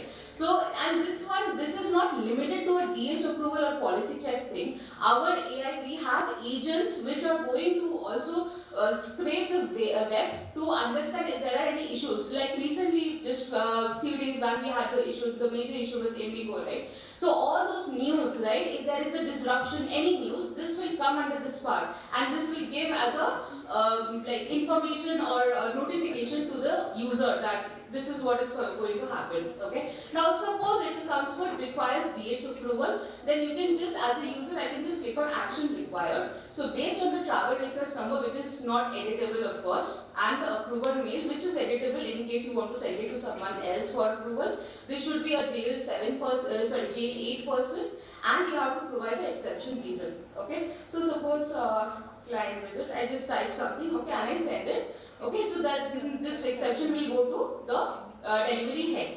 Okay, so this is what I wanted to show. Now, I have two options here. I can accept and confirm booking, and my travel request will be created. This is a one-click approach. Now, what if I want to customize it? Now, if I click on customize, I will be able to see whatever options were there on the AI recommended plan, as well as more options. So buses we have only one option, but flight you can see that there are more options. But also among those options there are ones which will require the delivery head approval again, right? So if you want to choose this particular option, you have to ask for approval again. And if the approval process is the same, the data required will be the same thing. So you can just keep it selected. Now buses, since 5 buses will be required, these are auto selected.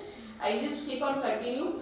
Again, ECC is there. If ECC was not there, then you would get a list of hotels, and you can choose from there. Again, based on the amount which is approved for your job level. Okay.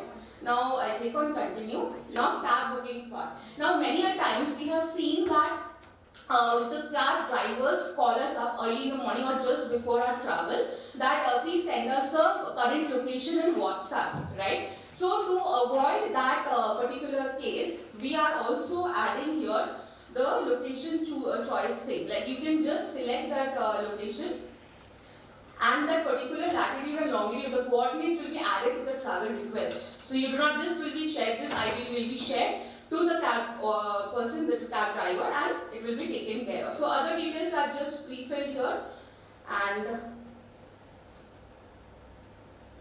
here I just enter my drop location as well. I click on continue.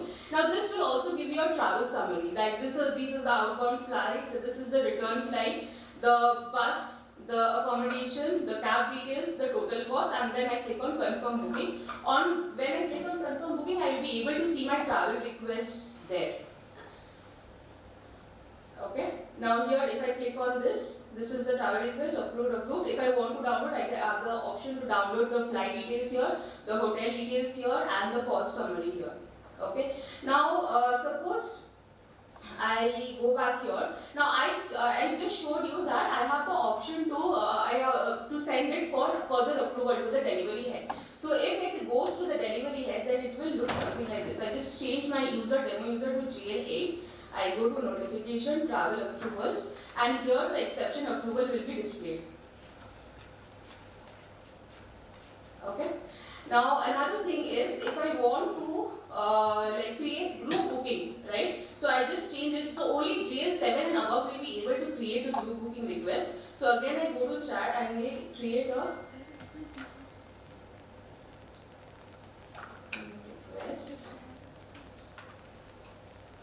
to Noida on December 28th.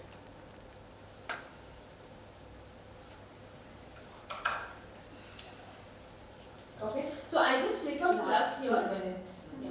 I just click on plus here and I have the option to add how many ever people I want to add in this group booking. Okay. Also, another thing is we are also displaying the analytics dashboard, but only for JL7 and above, not for everyone. So only if you are JL7, you'll be able to see the dashboard, and we also have the theme feature here. Okay, let's move on to the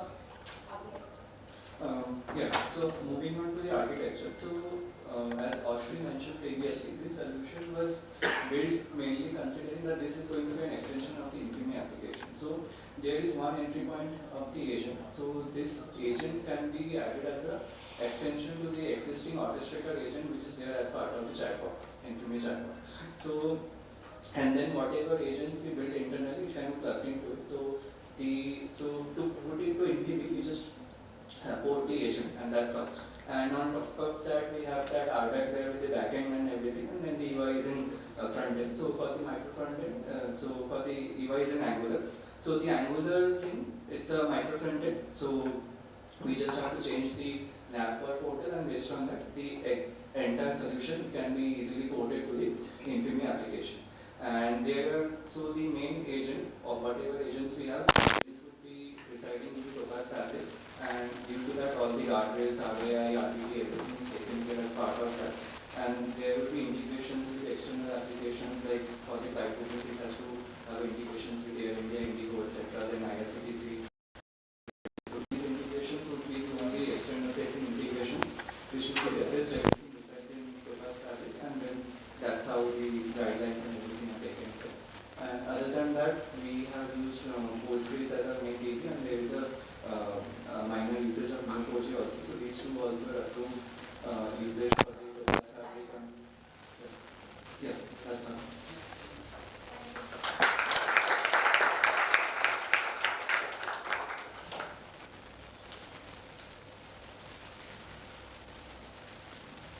Can you explain the budget part taken care in the application? Budget part, like for the DH approval?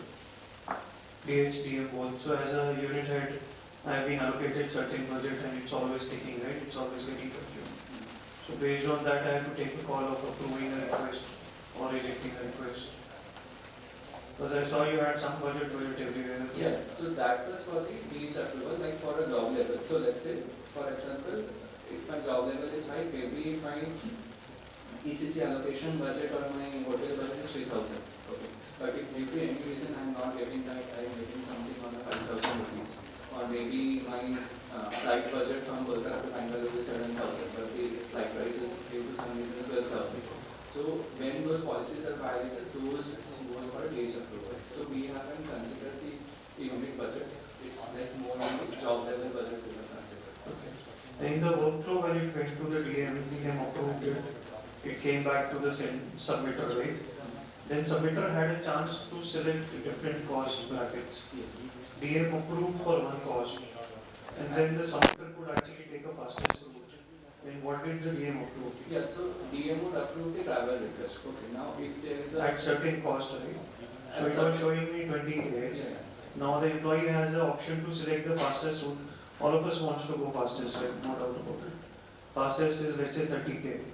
So my approval is violated. No. So if the price changes, like it goes beyond that threshold, then there is a DH approval additional which is required. So even if that initial approval came from a DH, that was for the initial travel. But if the cross threshold crosses, then again a DH approval is required to approve that cost. will not allow the user to confirm the booking if the budget exceeds.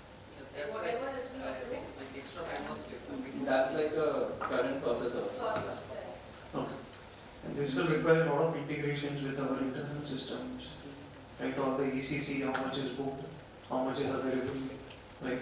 Yeah. We've thought through about all Yeah, that. so ECC data we just have to integrate, and those integrations with the external travel portals, those things are done. I think less external, it will be more internal. It's all, if we are planning to have this. So I think our travel department has given this use case. So obviously there is certain modalities inside, we don't show the cost and all that. to the employee, right? It's mostly internal facing.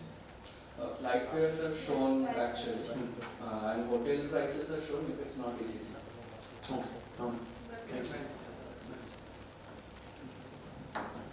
Yeah, I would like to see a automated recommendation coming for, I am assuming you have put down some policies, your system has ingested some of the policies, right? So one of the travel recommendation automated, if you could just pull up that for lady, because there are some different flight travel times which cannot be given, or travel options which cannot be given. Have you taken into account that? That actually is coming from the flight data which we have pre-populated. We do not have that, we have to check maybe this way. Okay. Because you mentioned you have used the policies. Policies are there in place. Yeah, so policies are auto-populated. So if a policy violation happens, then it is auto-populated. But the flight data, whatever, that night time, like maybe 9 p.m. to 6 a.m., within that time, so we have to check if we have that flight data. So that I'm not sure if we can show that. Can I just at a broader level, before starting, what was the exact key problem? Because I can see some of the things which are already there, you have done that. But some of the things which are there that are not considered yet. So is there any specific problem in the existing system that you found and then try to fix that part, so that if at all we want to plug that part and add into the existing system, we could do that? The existing system mainly the complete orchestration is through mails. Like we send mails to the like the agent, and the agent comes up with flight options, and then we book. And there are issues when like if the agent is delaying the response, the flight prices go high, or the flight which we choose, the flight tickets are all booked. So those things are there. And the ETA for a travel request on an average is around 2 to 3 days, because the agent is involved and there are multiple levels of approval which has to happen. So these things we were trying to reduce. So like with this one, even for DH approval, we have to send multiple mails to DH to multiple levels to get that approval. And then that mail is to be sent to the travel agent to approve that higher cost booking.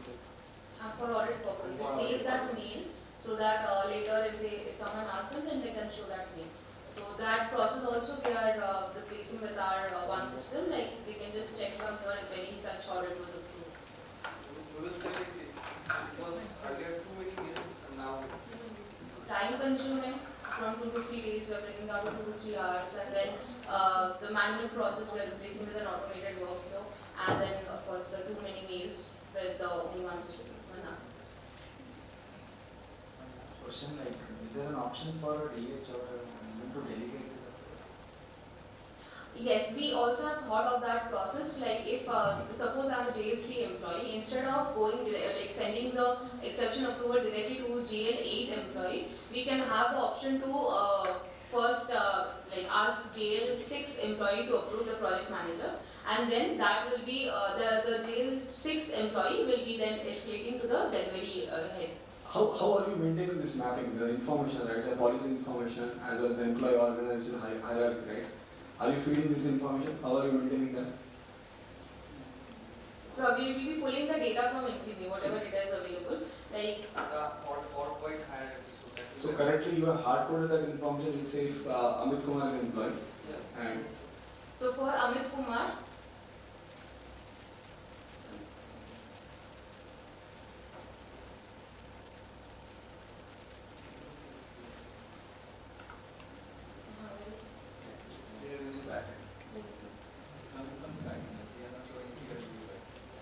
it's coming from?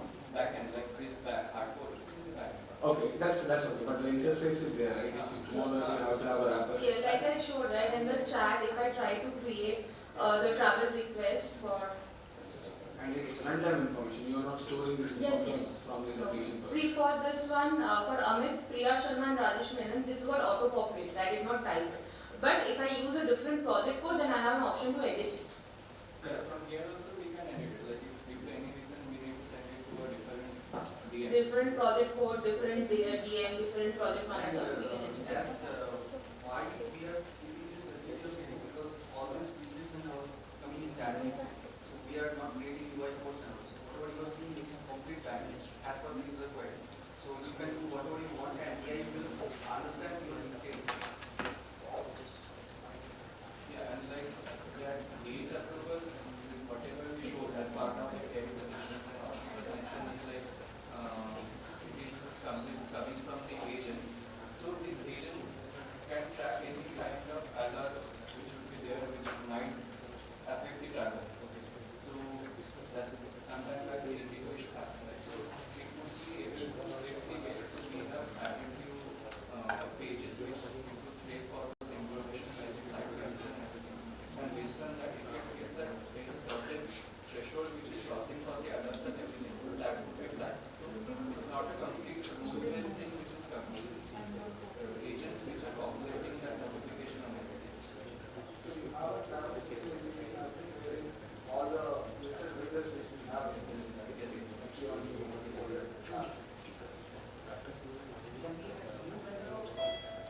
that's a backdoor system that we have it with the portal for adding a new vendor.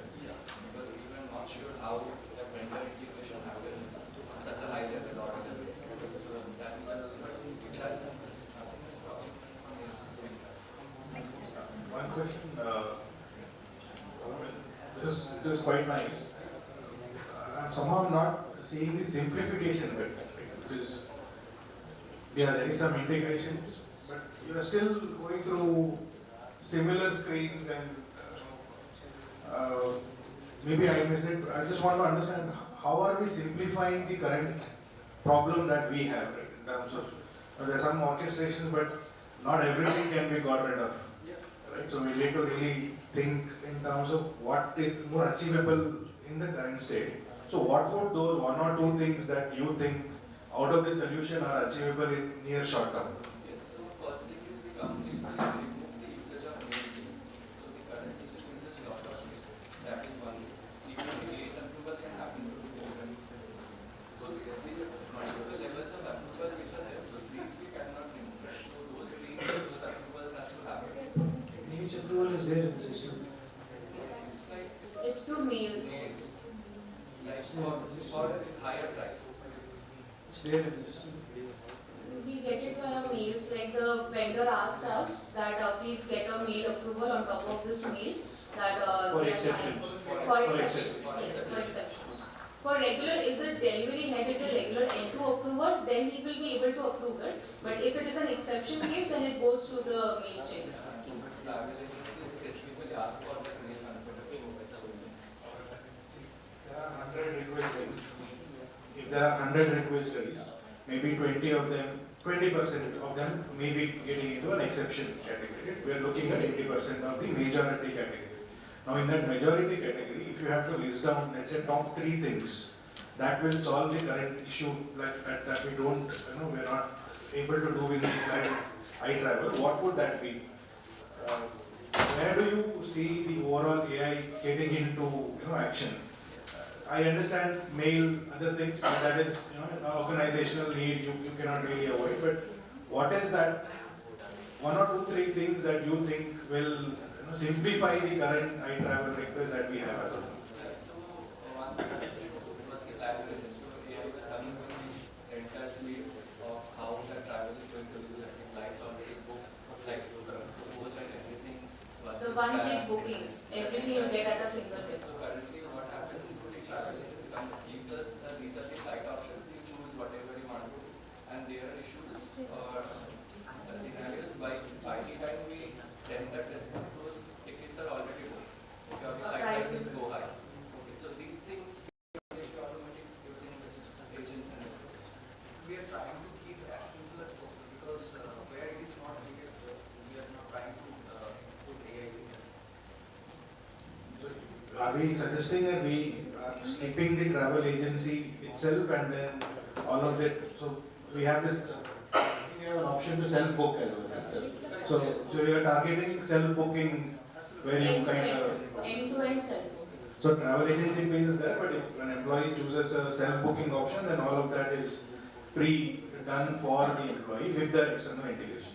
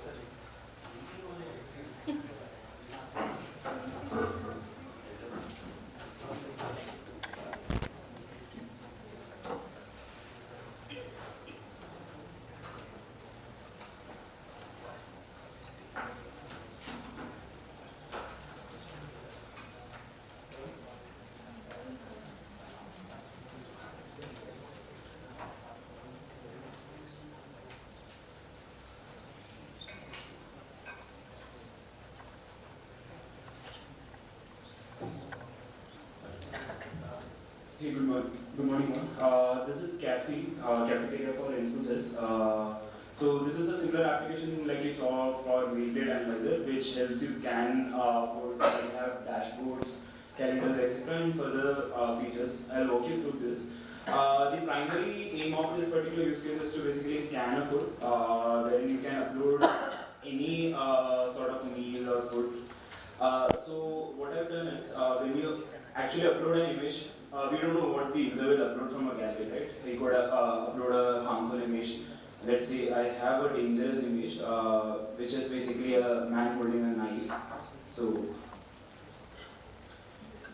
this is the image that is going in. So if we pass into Azure AI Safety, Azure AI Content Safety, which was called Content Moderator, this basically blocks this particular request saying that this is basically violating the content safety.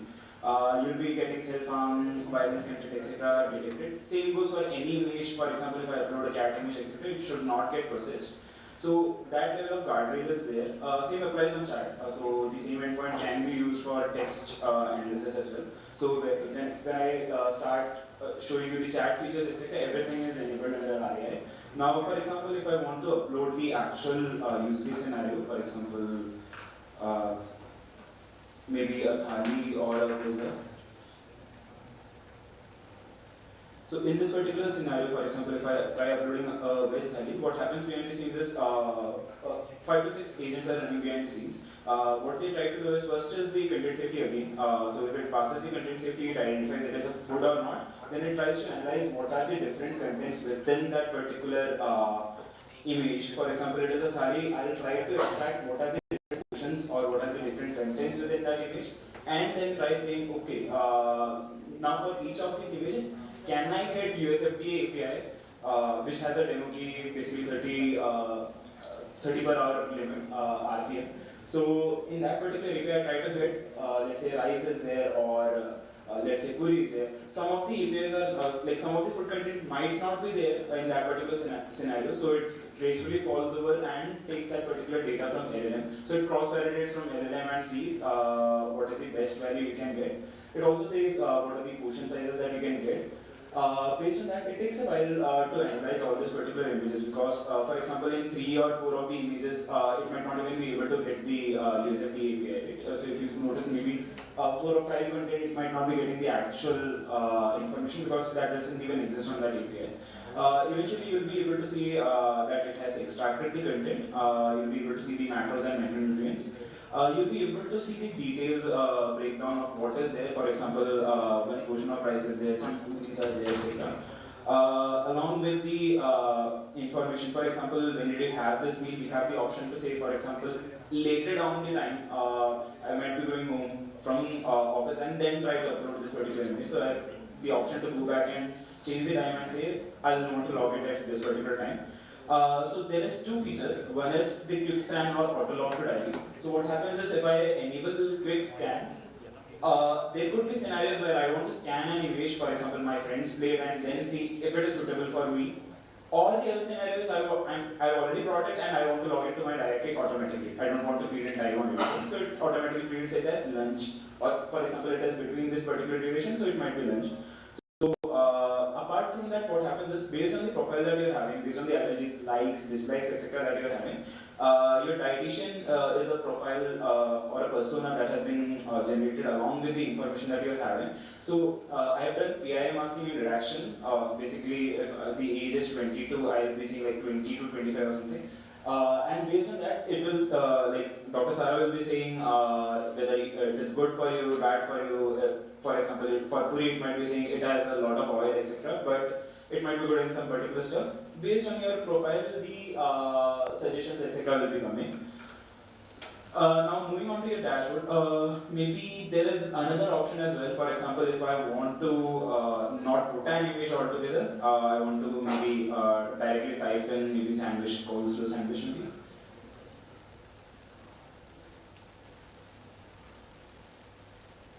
I could say fix with AI, and even in that particular scenario, it will say, okay, for 1 piece of slice, you might be having this as the calories. So the change sustainability part, what I'm trying to do is if you're not needing vision, you don't need GPT-4o. You can go to GPT 3.5 Turbo or those models, or even local models. So there is a fallback mechanism wherein if Azure OpenAI fails, it goes back to Gemini. If Gemini fails, you have the option to go back to Olama as your local models. So even locally on CPU, Gemma 3 4B model is working, which has a vision capability. Or if it is a text scenario, it will be Gemma 2B model.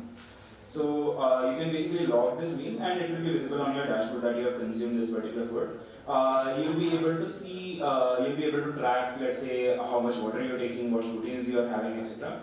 Now the added advantage is, for example, if I missed a breakfast or missed some dinner, it will keep prompting me, like notifying me that you have missed your food or your health score is declining, etc. So the pulse you're seeing here is basically your health score. Which I'll come to in a minute. In calendar also you have the option to go back and see what you ate during the last days, what were the nutrition count, etc. So this is basically analytical dashboard. So if say your weight is reducing, did you lose weight, is your target losing weight, then it should show you, etc. Then coming back to the health chat itself, we have basically 4 personas. One is Dr. Sala, which is your dietitian like you saw earlier. There is a Mike is basically a fitness coach. You can ask about what sort of exercises you can do based on your profile. It knows your height, like height range, your gender, etc. Based on that, it will be able to suggest the exercises that are suitable for you. So for female employees or female people that are coming in, they might be having a cycle period, right? Monthly cycle. So during that period, you can't suggest like do periods or those exercises. So in those particular scenarios, it will suggest automatically. So it is completely personalized based on your user profile. Same goes for the other chat personas that we are having. So Chef Antonio is something that helps. So these are just prompt templates which just helps in user enhancement, saying like, okay, I am using this agent, it has 3 personas, pick this particular persona according to this particular person's profile. That's it. Now if I go to profile, like I said, I might be putting in my age as this, but when it goes to model, it won't be going as an exact date because we have to do a PIM masking, right? So it will be a 20 to 30 age or 25 to 30 as an age. Right? Earlier I was doing 25 to 30, right now I'm even further masking it as 20 to 30. So there is no significant reduction in the suggestions that are coming out. You'll be able to say what is your goal, what is your target, exercise levels, etc. Now these are the features that were implemented in the first phase of the hackathon. We got few feedbacks, if you see on the board over here, of how we can make a sustainable notification meal planner, etc. So there is an option of the catalog like our other teams were showing. So for example, I might be in Mysore DC, I might want to eat from some place, right? So you asked a question that can I book it from my app, it will be useful for me. For example, if I'm planning for a dinner, I could add this to my cart, check it out, place the order, and I'll get a QR code. So this is easier for me. For example, if I'm not even able to scan the QR code, I'll be able to see what time it will take for me to navigate to that particular place, how much time that food is getting prepared in. So I have a vendor login. For example, if I log in as the vendor for that particular DC at that particular food court, I'll be able to see the order that has came in. I can accept or reject it. So this is thought from the perspective of the KDS or Domino's, KFC, all these platforms you are having, right? You receive an order, you say, I accepted it, I start preparing it, etc. So if it is a product that is already ready, it can be shown as this food is available or not. Apart from this, we have the option to manage this menu. So if you notice the vendors these days, you'll be planning, okay, let's have lacha paratha, but they will be cutting that in front of you. So the advantages here is, for example, once you're starting ordering, the count automatically keeps decreasing. So if I'm not setting the stock as infinity, it will be 6 or 7, right? So as soon as I keep ordering, these values keep decreasing. But there is an option for the vendor itself to reduce those particular values. So you can add menu from, add further details, etc. So what I am doing here is, for example, if I add a menu, etc., I can say, okay, what is fixed by AI, what all features can I have? So if you notice, since we said the food is ready, if I go to order history, I'll be able to see they are preparing my food. If you see past days, for example, if I ordered a food, I picked it up, it changes that particular value, so I can't reuse that particular QR code again. or even that code for again for that matter. So there is no issues or security aspects that will be compromised. There is a QR scanner which maybe later I can show. Basically, if you are having some menus, right, you see some people are wiping it out from the board. So you can scan the QR code and you'll be able to see the menu at the DC. So there is an option for that as well. You have a DC map basically to go from your current location to whatever nearest location you are having. We have exercise plans, etc. So based on the food that you are consuming, I'll show you this particular thing. This is a menu planner. So based on your goals, for example, you might be having a target of I want to do this, I want to do that, etc. You might be having food. You might not even be having food, right? For example, you might be missing your breakfast. Yes. For example, you might be exercising. So one of the other questions that came up is based on the exercise I do, does my intake affect, right? So that happens. So if I am consuming more food, for example, if I am planning to have more food, I am working out today. So in that particular scenario, it automatically adjusts the entire week or that particular schedule. For example, if I am partying out, so I could say edit my day, I am planning to party out today or I am having a cheat day today. So it automatically edits that particular value accordingly and suggests that you should do exercise. If you are not doing exercise, then it plans out your food in that particular manner. For example, you need to have salad or the, whatsoever values. So again, another added feature is, for example, if I review and adjust this particular, so this is a human in the loop approach, Ramsey's human in the loop. So for example, I can say, do I want to have a homemade food? Do I want to go outside and eat? So based on that itself, it will be suggesting me food. For example, if there is some food that is present within Infosys DC, it will say, okay, these 5 food are best for you. It will auto pick the best one that is suggested for you. You can always go and change, okay, I don't like this, I want the other one. So that is also taken from the preferences.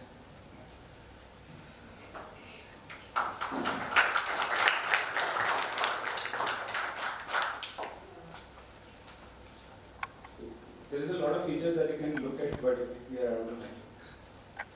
So one question, when you start with the QR code scan from a food code, are you showing the data, protein data, calories and all that, what is there in the menu when you try to book the order? For example, if I go to meal planner, you'll be able to see the, for example, this is home. If it is coming from DC, I'll be able to see the values here. Yes. As soon as you scan the QR code, are you seeing these values there? Not QR code comes later, right? QR code is once you book, you will get a QR code for you to receive that order.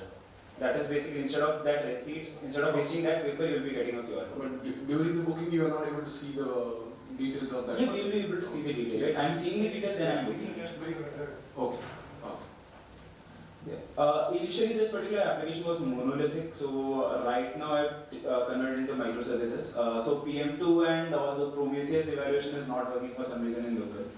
So, yeah, there is a proxy issue with that.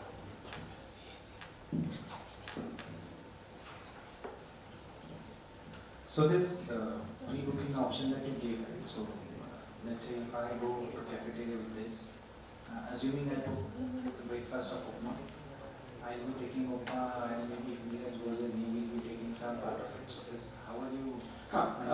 Do I consume the food or not, right? For example, if I mark as eaten, just 1 second. For example, if I say, did I have my lunch? So it asks, did you eat everything or did you not?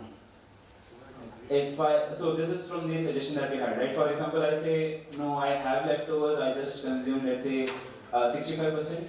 But 65% doesn't make sense, right? For example, if it is roti and dal, what does 65% mean? So I can write here, like, I just had 2 roti, I just threw away 1 roti, I had the entire dal. So based on that, your AI will be auto-suggesting. So that feature of leftover is taken here. Yeah, my just question is, to cover that part. Let's say I ordered Upma only, but many times, right, the amount of Upma that you will ask for, thoda hi dalna bhaiya. Zyada dal dete hain. Something like that. Is there a way we can add image as well in that? There is an option to, so the scan food is linked with this meal planner is linked with that scan food itself. For example, if I'm saying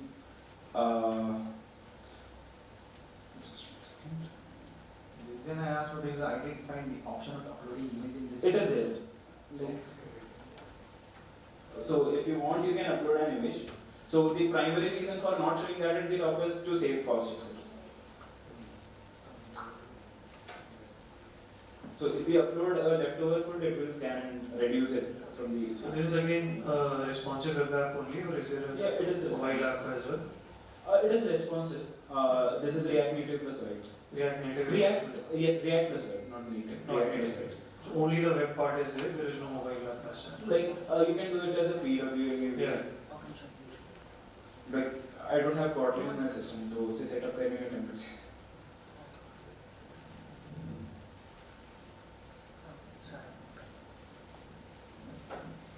So you have also integrated because you were showing the sleep cycle and other things, right? So There's a Google, earlier we had Google Fit, right? Now it is Google Health Connect. So that is there within my devices. There is some issue with the API, but the integration, that at least I'm trying to call that API. So there is a small issue that needs to be fixed. Once that is fixed, you'll be able to track everything, maybe steps, all this stuff. and you also mentioned in the initial when you upload an image, it will break down and call some API. What was that API? USFDA, US Federal Government's Food Department is there.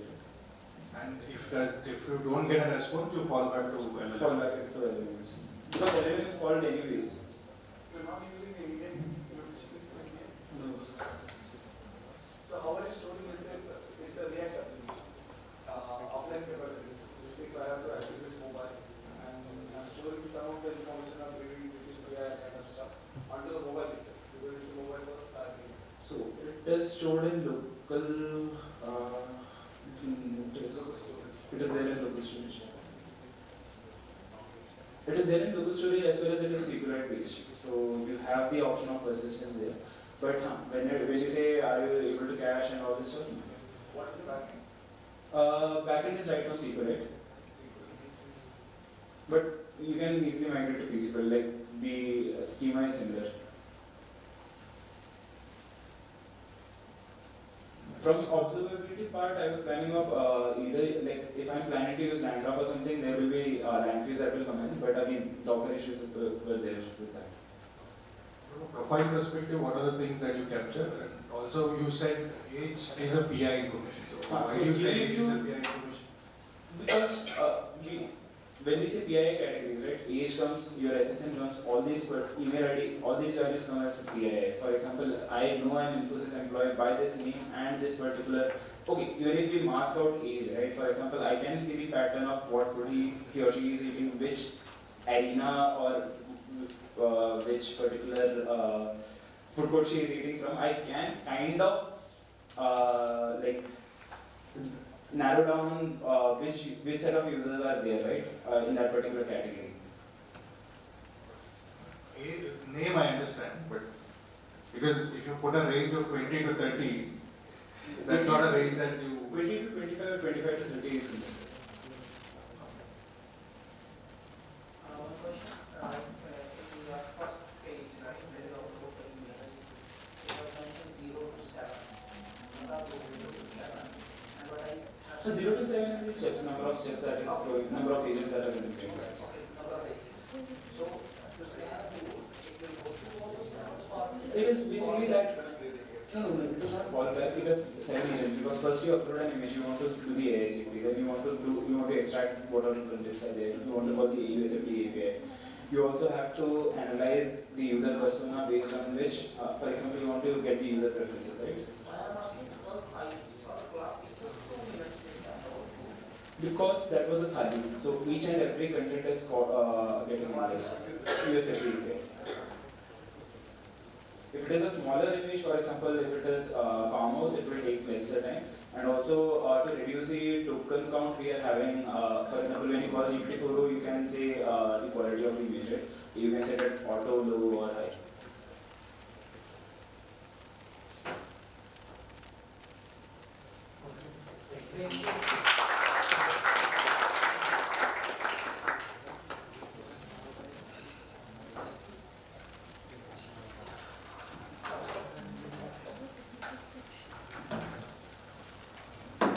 Let's all take a 10 minutes quick break and we can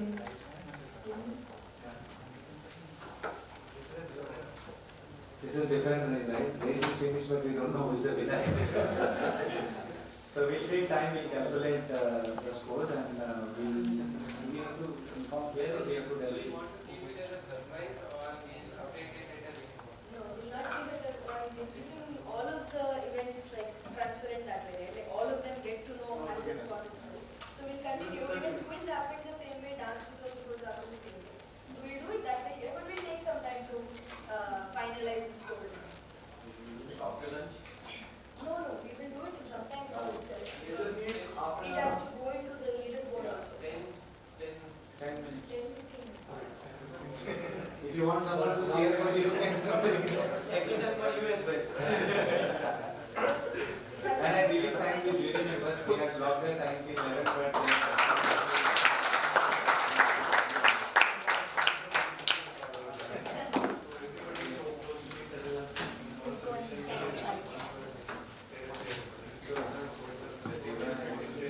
we initially thought of giving we had to time also, but so the more questions get asked, I know for people who are coming in later, because point of view questions get covered earlier.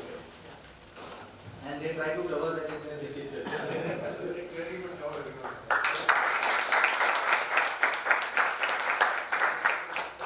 What is the result? Please, all of you combine, because everybody had the same category, right? Please combine some of their, everybody has some gem or the other. Every solution had one or two very unique implementation. So please combine all that to one single app. You guys decide whichever it is. Organizers can do that. That's the idea. They're solving the really main problems for us. What is the biggest problem? Mysore, I'm sure every city has the same story. Right? All of us are going through the same pain. So please combine the solutions into one. Actually,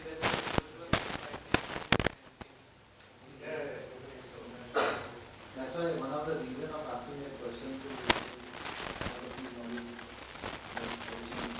are they modular? Are they tightly covered? If not, then we'll make sure that elements, because each one of you have, even though it's a different category, there are some elements which are very useful. So we will try to use those, and irrespective of the results, I hope to see your modules, if not the entire application, available in Infinity before we have this next time. We wait for the results. take a quick 10-15 minutes break. Let them do the budget.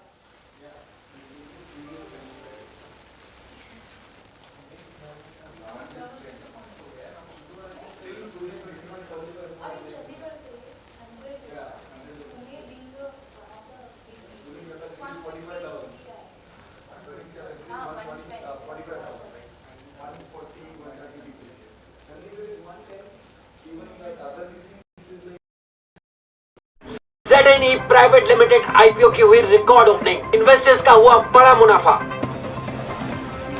देखा, ये भी सही investment. Ma'am, हर बार कैसे?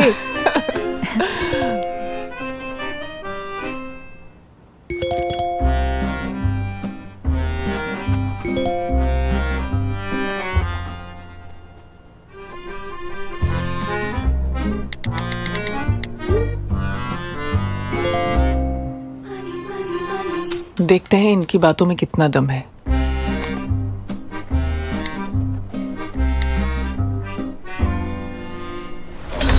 As you can see, well, revenue has increased. एक हफ्ते में 18,000, दम तो है।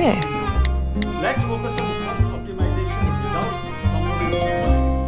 Let's analyze where we can streamline operations and cut. Show me the money, honey. Maya, meetings में भी आपकी नजरें इन्वेस्टमेंट्स पर। क्या करूं मनोज, प्रॉफिट से नजर ही नहीं हटती। मैम 5 लाख? कौन कहता है पैसों से खुशियां नहीं आती? आती है मैम।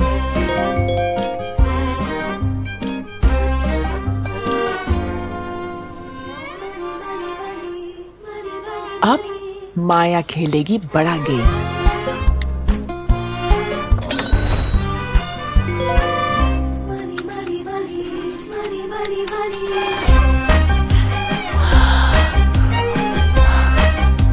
मैम हर बार कैसे?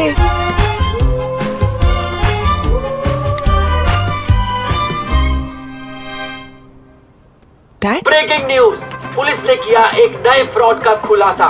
फेक इन्वेस्टमेंट ऐप जिसमें लोगों ने खोए करोड़ों। पेश है हमारी स्पेशल कॉरेस्पॉन्डेंट जानवी की रिपोर्ट। Account blocked. आप भी इसमें फंस गई? No longer part of this group. Ma'am oh no. इनके साथ बहुत बड़ा गेम हुआ है।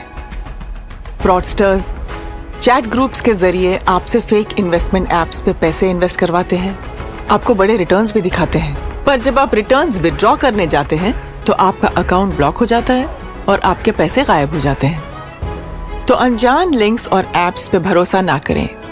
इन्वेस्ट करने से पहले हमेशा सेबी रजिस्टर्ड इन्वेस्टमेंट एडवाइजर को ही कंसल्ट करें और कोई भी साइबर क्राइम तुरंत नेशनल साइबर क्राइम हेल्पलाइन 1930 पे रिपोर्ट करें। Beat the greed to beat the cheats.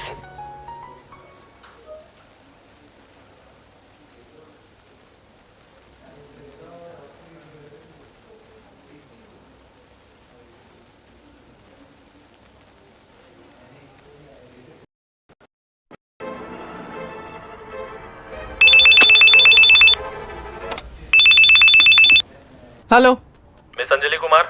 हाँ, हु इज दिस? इंस्पेक्टर है नारकोटिक्स डिपार्टमेंट। तुम्हारे पार्सल में ड्रग्स मिले हैं। मैंने कोई पार्सल नहीं भेजा। दिल्ली नारकोटिक्स ऑफिस में तुम्हारे खिलाफ केस है। दिल्ली? पर मैं मुंबई। हाँ, वीडियो कॉल कर रहा हूँ। लैपटॉप से कॉल ज्वाइन करो। कोई चालाकी नहीं।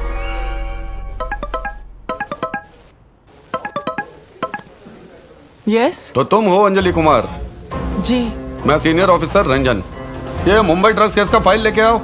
सर कोई गलतफहमी हो गई। शुरू करो इसका इंट्रोगेशन। इंट्रोगेशन? कोर्ट ऑर्डर है और इंट्रोगेशन के दौरान कैमरा बंद मत करना, वरना घर में आके अरेस्ट करेंगे। तुम्हारा अरेस्ट वारंट। तो कौन से टेररिस्ट ग्रुप से हो? Terrorist group? तुम्हारे पार्सल में जो ड्रग्स, फेक पासपोर्ट, लैपटॉप्स मिले हैं वो कहाँ भेजे जा रहे थे? ये सब मेरा नहीं है सर। हम झूठ बोल रहे हैं। झूठ बोल रहे हैं हम। तुम्हारा आधार 4342 से एंड होता है। हाँ। इससे कई बैंक अकाउंट्स लिंक्ड हैं। मनी लॉन्ड्रिंग का भी केस है तुम पे। पता तो होगा ही तुम्हें। किसका फोन है? किसका फोन है? सर माँ। फोन बंद करो। टाइम पास चल रहा है क्या यहाँ पे? तो माँ को कैसा लगेगा ये जान के कि उनकी बेटी एक वांटेड क्रिमिनल है? मैंने कुछ नहीं किया सर। रोना बंद।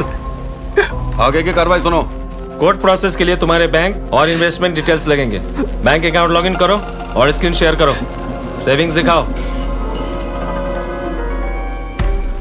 अब एफडी तोड़ो और सारा अमाउंट कोर्ट के अकाउंट में ट्रांसफर करो। अकाउंट नंबर भेज दिया है। सारा? नेशनल सेफ्टी प्रोटोकॉल्स हैं। अगर बेकसूर निकली तो तुम्हें रिफंड मिल जाएगा। और हाँ, कैमरे के सामने से हिलना मत।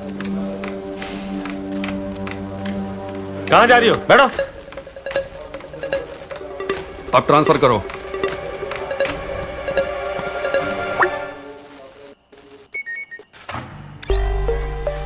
पैसे आ गए। अब बस थोड़ी देर में केस का स्टेटस समझ आ जाएगा।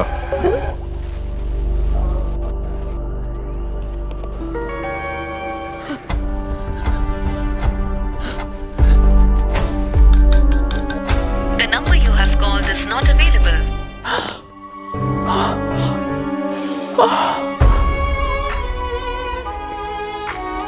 आजकल फ्रॉडस्टर्स नकली ऑफिसर्स बनके आपके डर का फायदा उठाते हैं। आपको भी ऐसे कॉल्स आ सकते हैं। याद रखें, असली पुलिस ऑफिसर्स कभी वीडियो कॉन्फ्रेंसिंग एप्स द्वारा इंटरोगेशन नहीं करते हैं, ना ही आपके फाइनेंशियल डिटेल्स मांगते हैं। ऐसे कोई भी कॉल्स आए तो तुरंत डिस्कनेक्ट करें और नेशनल साइबर क्राइम हेल्पलाइन 1930 पे रिपोर्ट करें। Beat the fear to beat the cheats.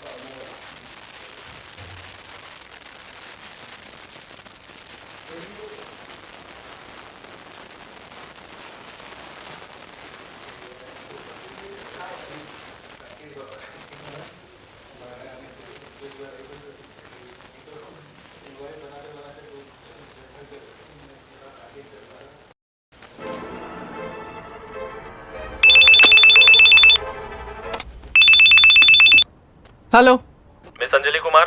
हाँ, हु इज दिस? इंस्पेक्टर है नारकोटिक्स डिपार्टमेंट। तुम्हारे पार्सल में ड्रग्स मिले हैं। मैंने कोई पार्सल नहीं भेजा। दिल्ली नारकोटिक्स ऑफिस में तुम्हारे खिलाफ केस है। दिल्ली? पर मैं मुंबई। हाँ, वीडियो कॉल कर रहा हूँ। लैपटॉप से कॉल ज्वाइन करो। कोई चालाकी नहीं।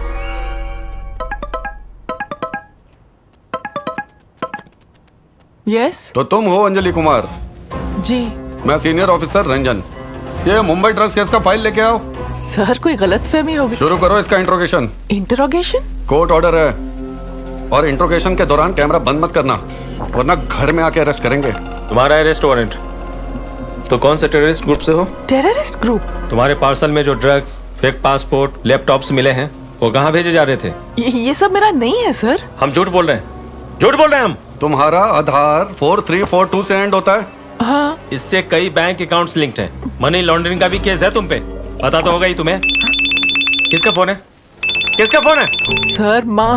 फोन बंद करो, टाइम पास चल रहा है क्या यहाँ पे? तो माँ को कैसा लगेगा ये जान के कि उनकी बेटी एक वांटेड क्रिमिनल है? मैंने कुछ नहीं किया सर। रोना बंद, आगे की कार्रवाई सुनो। कोर्ट प्रोसेस के लिए तुम्हारे बैंक और इन्वेस्टमेंट डिटेल्स लगेंगे। बैंक अकाउंट लॉगिन करो और स्क्रीन शेयर करो, सेविंग्स दिखाओ। अब एफडी तोड़ो और सारा अमाउंट कोर्ट के अकाउंट में ट्रांसफर करो। अकाउंट नंबर भेज दिया है। सारा? नेशनल सेफ्टी प्रोटोकॉल्स हैं, अगर बेकसूर निकली तो तुम्हें रिफंड मिल जाएगा। और हाँ, कैमरे के सामने से हिलना मत। कहां जा रही हो? बैठो। अब ट्रांसफर करो।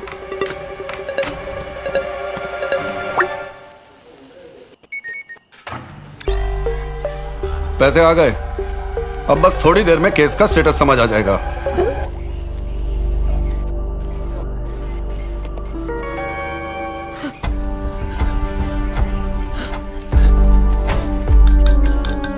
The number you have called is not available.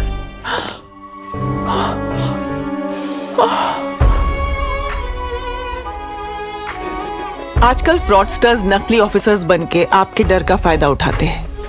आपको भी ऐसे कॉल्स आ सकते हैं। याद रखें, असली पुलिस ऑफिसर्स कभी वीडियो कॉन्फ्रेंसिंग एप्स द्वारा इंटरोगेशन नहीं करते हैं, ना ही आपके फाइनेंशियल डिटेल्स मांगते हैं। ऐसे कोई भी कॉल्स आए तो तुरंत डिस्कनेक्ट करें और नेशनल साइबर क्राइम हेल्पलाइन 1930 पे रिपोर्ट करें। Beat the fear to beat the cheats.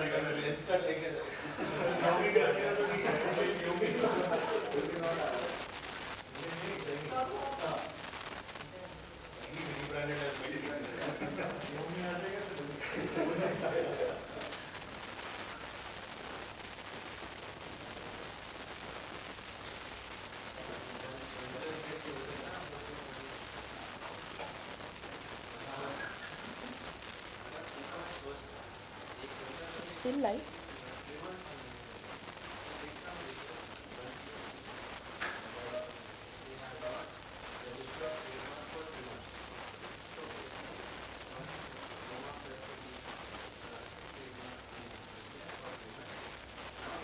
Best selling product in Amazon. In reverse. And what is doing? So China से मंगा के just अपना flavor चला. I can search it for the best selling one.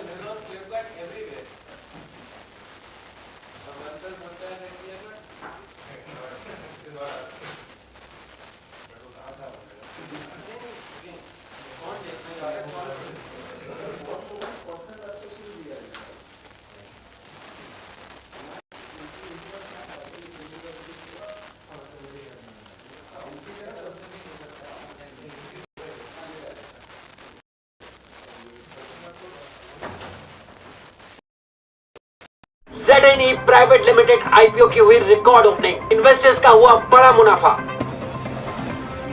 देखा, ये भी सही investment. Ma'am, हर बार कैसे?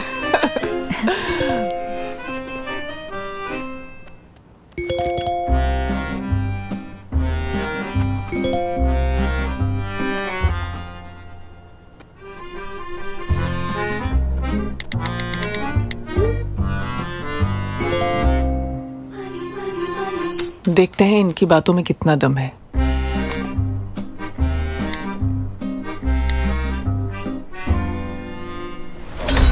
As you can see, well, revenue has increased. एक हफ्ते में 18,000, दम तो है। Let's focus on cost optimization without compromising.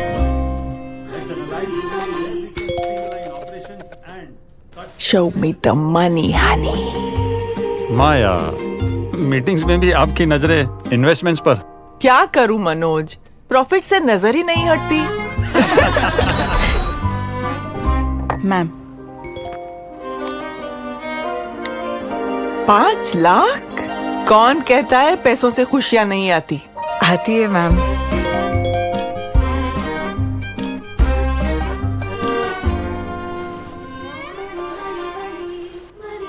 अब माया खेलेगी बड़ा गेम।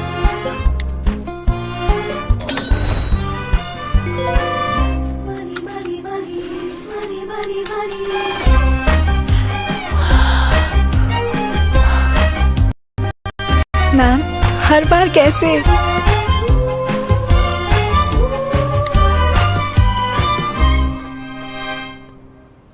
ब्रेकिंग न्यूज, पुलिस ने किया एक नए फ्रॉड का खुलासा, फेक इन्वेस्टमेंट ऐप जिसमें लोगों ने खोए करोड़ों। पेश है हमारी स्पेशल कॉरेस्पॉन्डेंट जानवी की रिपोर्ट। Account blocked. आप भी इसमें फंस गए?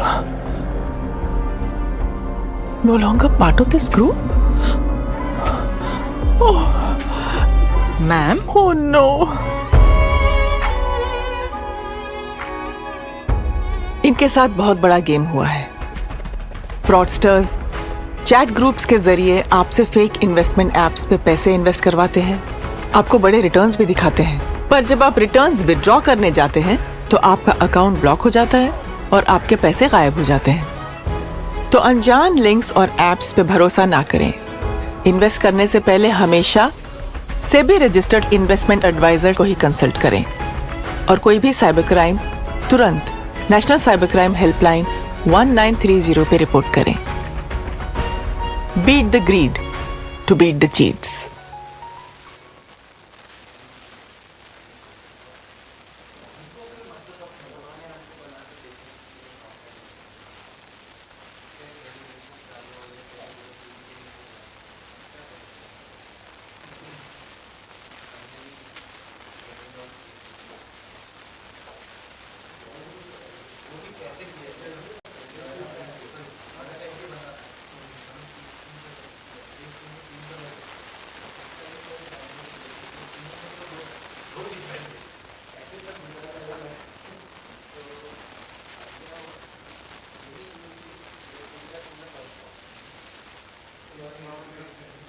ZNE प्राइवेट लिमिटेड आईपीओ की हुई रिकॉर्ड ओपनिंग, इन्वेस्टर्स का हुआ बड़ा मुनाफा। देखा, ये भी सही इन्वेस्टमेंट। मैम, हर बार कैसे?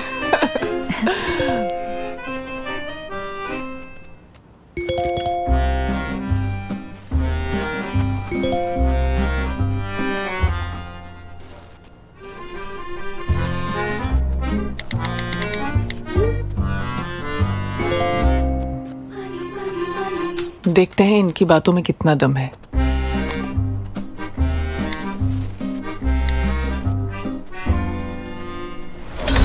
As you can see, well, revenue has increased. एक हफ्ते में 18,000, दम तो है। Let's focus on cost optimization without compromising. Let's analyze where we can streamline operations and cut. Show me the money, honey. Maya, meetings में भी आपकी नजरें इन्वेस्टमेंट्स पर। क्या करूं मनोज, प्रॉफिट से नजर ही नहीं हटती। मैम, 5 लाख? कौन कहता है पैसों से खुशियां नहीं आती? आती है मैम।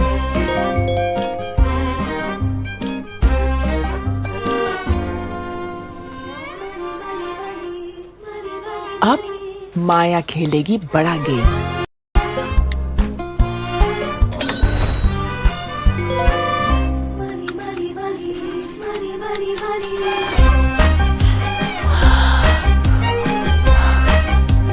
मैम हर बार कैसे?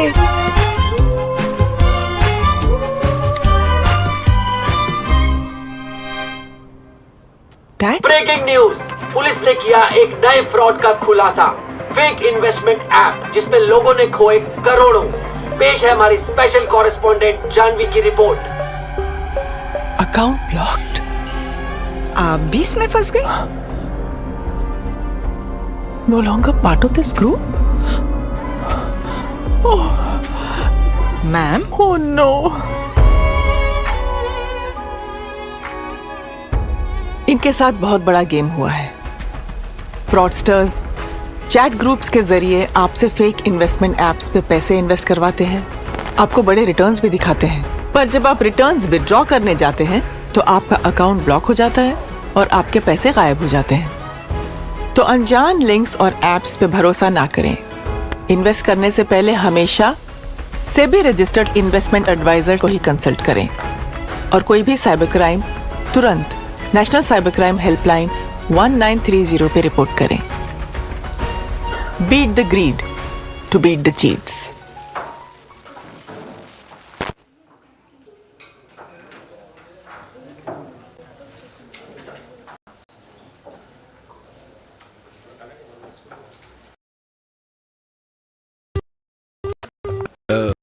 गोल्ड लोन तो ठीक है, पर क्या इंटरेस्ट रेट चेंज होता रहेगा?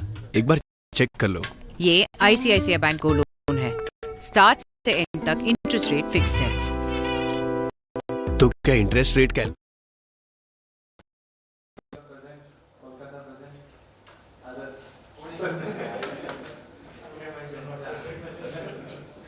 So, Gopi, I would request you to please share a few words. So, this is the worst part of being in hackathon, that you have to choose from the best, right?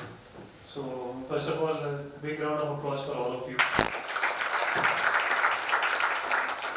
I have been the other side, so I fully understand what you have been going through. I think we started by saying you had a sleepless nights and all. I love that part. That is the best part of being in hackathon.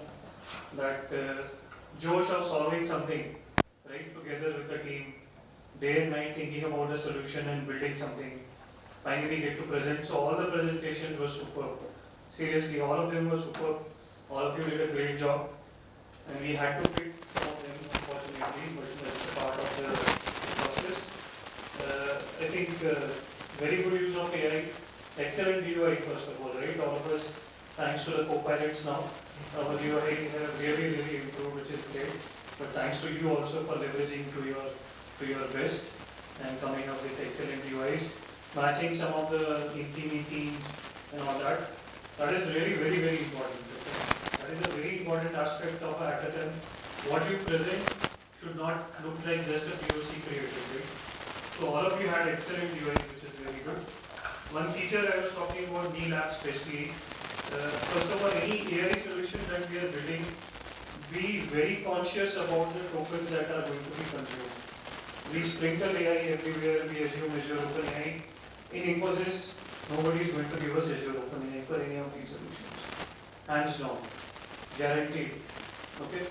So be aware of this and show that in your solution. Token economic usability perspective, again, that's a suggestion for the final solution. We should definitely bring more mobile native. So, I mean, every mobile has voice feature now, thankfully, and mostly Meal app will go to the mobile for sure. Okay, so that is one thing that we can bring in. Yeah, so thank you so much for sharing all the things that you made in all these days, and really very happy to be part of this. Thank you so much. Shashi, few words. Yeah, as Gopi said, right, at least all the demos, the way in which you presented also, it was completely different. If you see, people from Chennai, they actually handed over phones, and it gave you that impression. And few people had a way in which the UIs were completely refined, and you had web-based applications, you had mobile applications, and things like that. The way in which you approach also is something very great. Only suggestion that I would probably put across is that call out the exact problem statement, right? So that way, what is that you're solving? You don't have to solve everything. And then once you put everything in it, then it becomes a bit chaotic. So the best approach would be to pick up something that's really triggers that, okay, I understand this is what I'm trying to solve. And then you have a solution and it easily resonates. So I think that's one thing that you guys can take over. Of course, there are a lot of things there were, like Whoopi also said, very niche things in each individual application. So if you bring it all together, I think it would be fantastic. So thank you again, and it was an amazing experience. Now Neeraj. No, just from experience, right? I have been here with you all from last 4 or 5 days. The technology progress which comes out not just from visualization, from understanding and as well as architecting it, right? It adds value to it. In terms of realizations, how it gets conceptualized from ideation to the actual realization to a demo part. So demo involves a lot of stuff, right? If we have to squeeze in all of our work in 10-12 minutes, come up with what best we can put forward to the demo and then present it. So the innovative ways, whatever we have seen and the way we have conceptualized this, it is great. And don't get disheartened with if you are not in, let's say, top 3 or as the format of the game is. We will reach out to you. Whatever the applications get selected which we want to realize, we will definitely coordinate with you all. Please be reachable, open to coordinate and connect with us, and we will have such more solutions outside of the BFs as well. So whatever we have, if you are interested, feel free to reach out to us. Thank you. Thank you.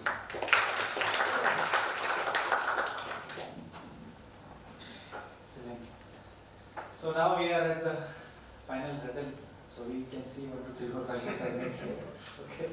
So thank you everyone. Thank you for taking out your time. I know it's been a big journey so far. You all have been winners at your different locations. We try to see if we can get more people. Initially, we were just discussing. We had option of getting only 3 teams. I said, what can we do with 3 teams only, right? So we try to get as many people as possible. I hope to see more teams, more of collaboration. And now with AI, you see, I think Whoopi spoke about a lot of things with AI. It's becoming a level playing field, right? So how you think about the problem, how you try to solve it. You have tools available at your disposal to use them fairly to solve the problem that were at our hands. Okay. So having said that, you all have done a fabulous job. We are going to get in touch with you to integrate, to use your solutions. We will talk to the dev teams how we can integrate, and there is no other satisfaction better than this, that your solution is getting used, appreciated and valued by the people. Okay. So that's the win, real win. Now coming back to the format, we had deliberation. Thank you for giving us the good headache. There is not a lot of difference between the teams which are coming, let's say, in top 3. And I could see some places points are tied, some places hardly 1.5 marks is the difference out of 100. So this is how close you all are. So to give you a hard call, we had to deliberate a lot. We had 4 teams. We fought to get, 2 slots for number 3, but the format of the game goes such a way that we have to select 3. There is no tiebreaker, because if we have to go another 48 hours. So I'm sure you would have liked it. So we are selecting 3 teams. I'll call out the team which missed out on tiebreaker. So unfortunately, Anantu, your solution was tied on points, but we could not take you in the top 3 because of some other rules that we had to have top 3. So your solution also very good, including every one of you.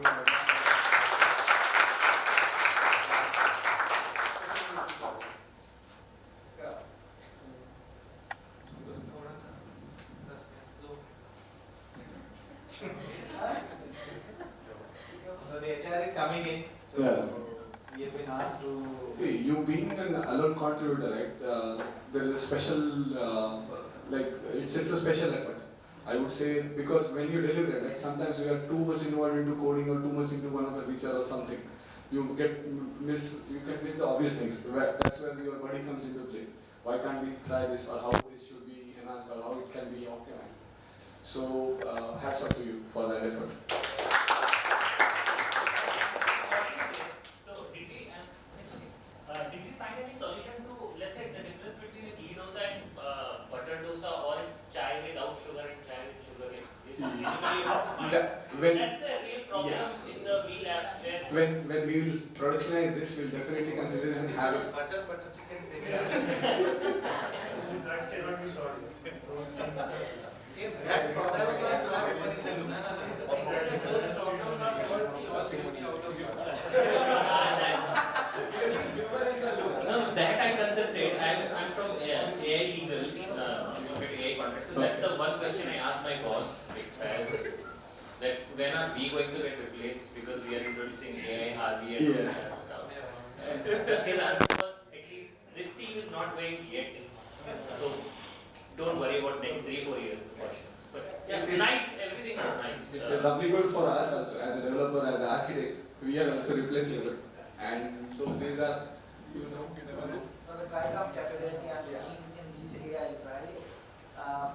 Previously, okay, they are immature, but now slowly, and I'm looking 2030 gonna be dangerous for us. Yes, everybody.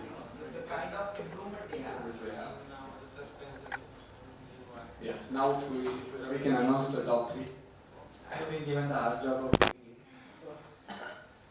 Okay, so the third team which we have arrived on to is Team Chennai. The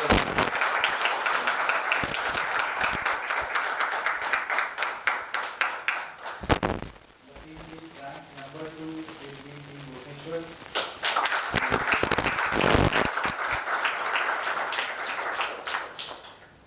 And the team which ranks number 1 is Team Hyderabad.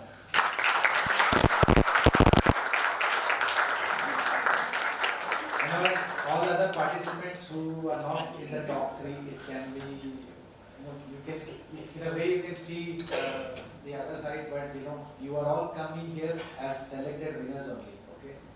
Now the question is, you may not get the medals with you, but the real medal that you can take is, see if we can, how we can use your solution and integrate it into me, okay? I'm really looking forward to that. Yeah, the other contestant, right, they had excellent in parts, some of the models which can definitely be considered and integrated into the final to be steady state what we are in selling.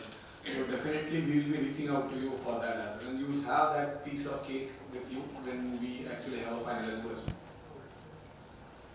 A big round of applause for all of you. Thank you so much. Thank you very much.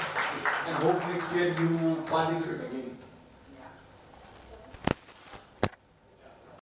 Yeah, let's all have a photo again. Before starting the event this time, we'll take one.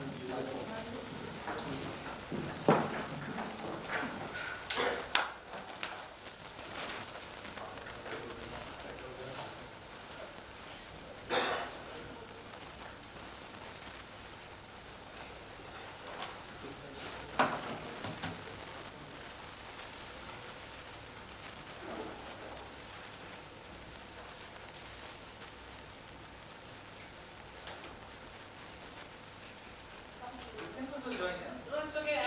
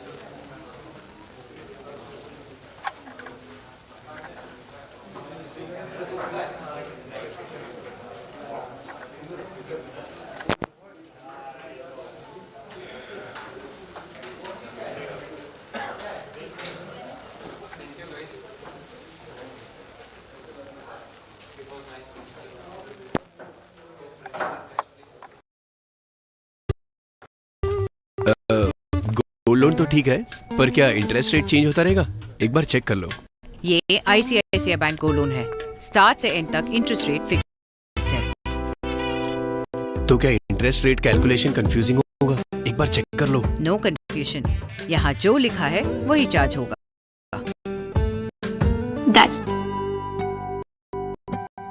कुछ और check करना है? नहीं, ये ICICI bank है ना? ICICI bank gold transparent interest rate.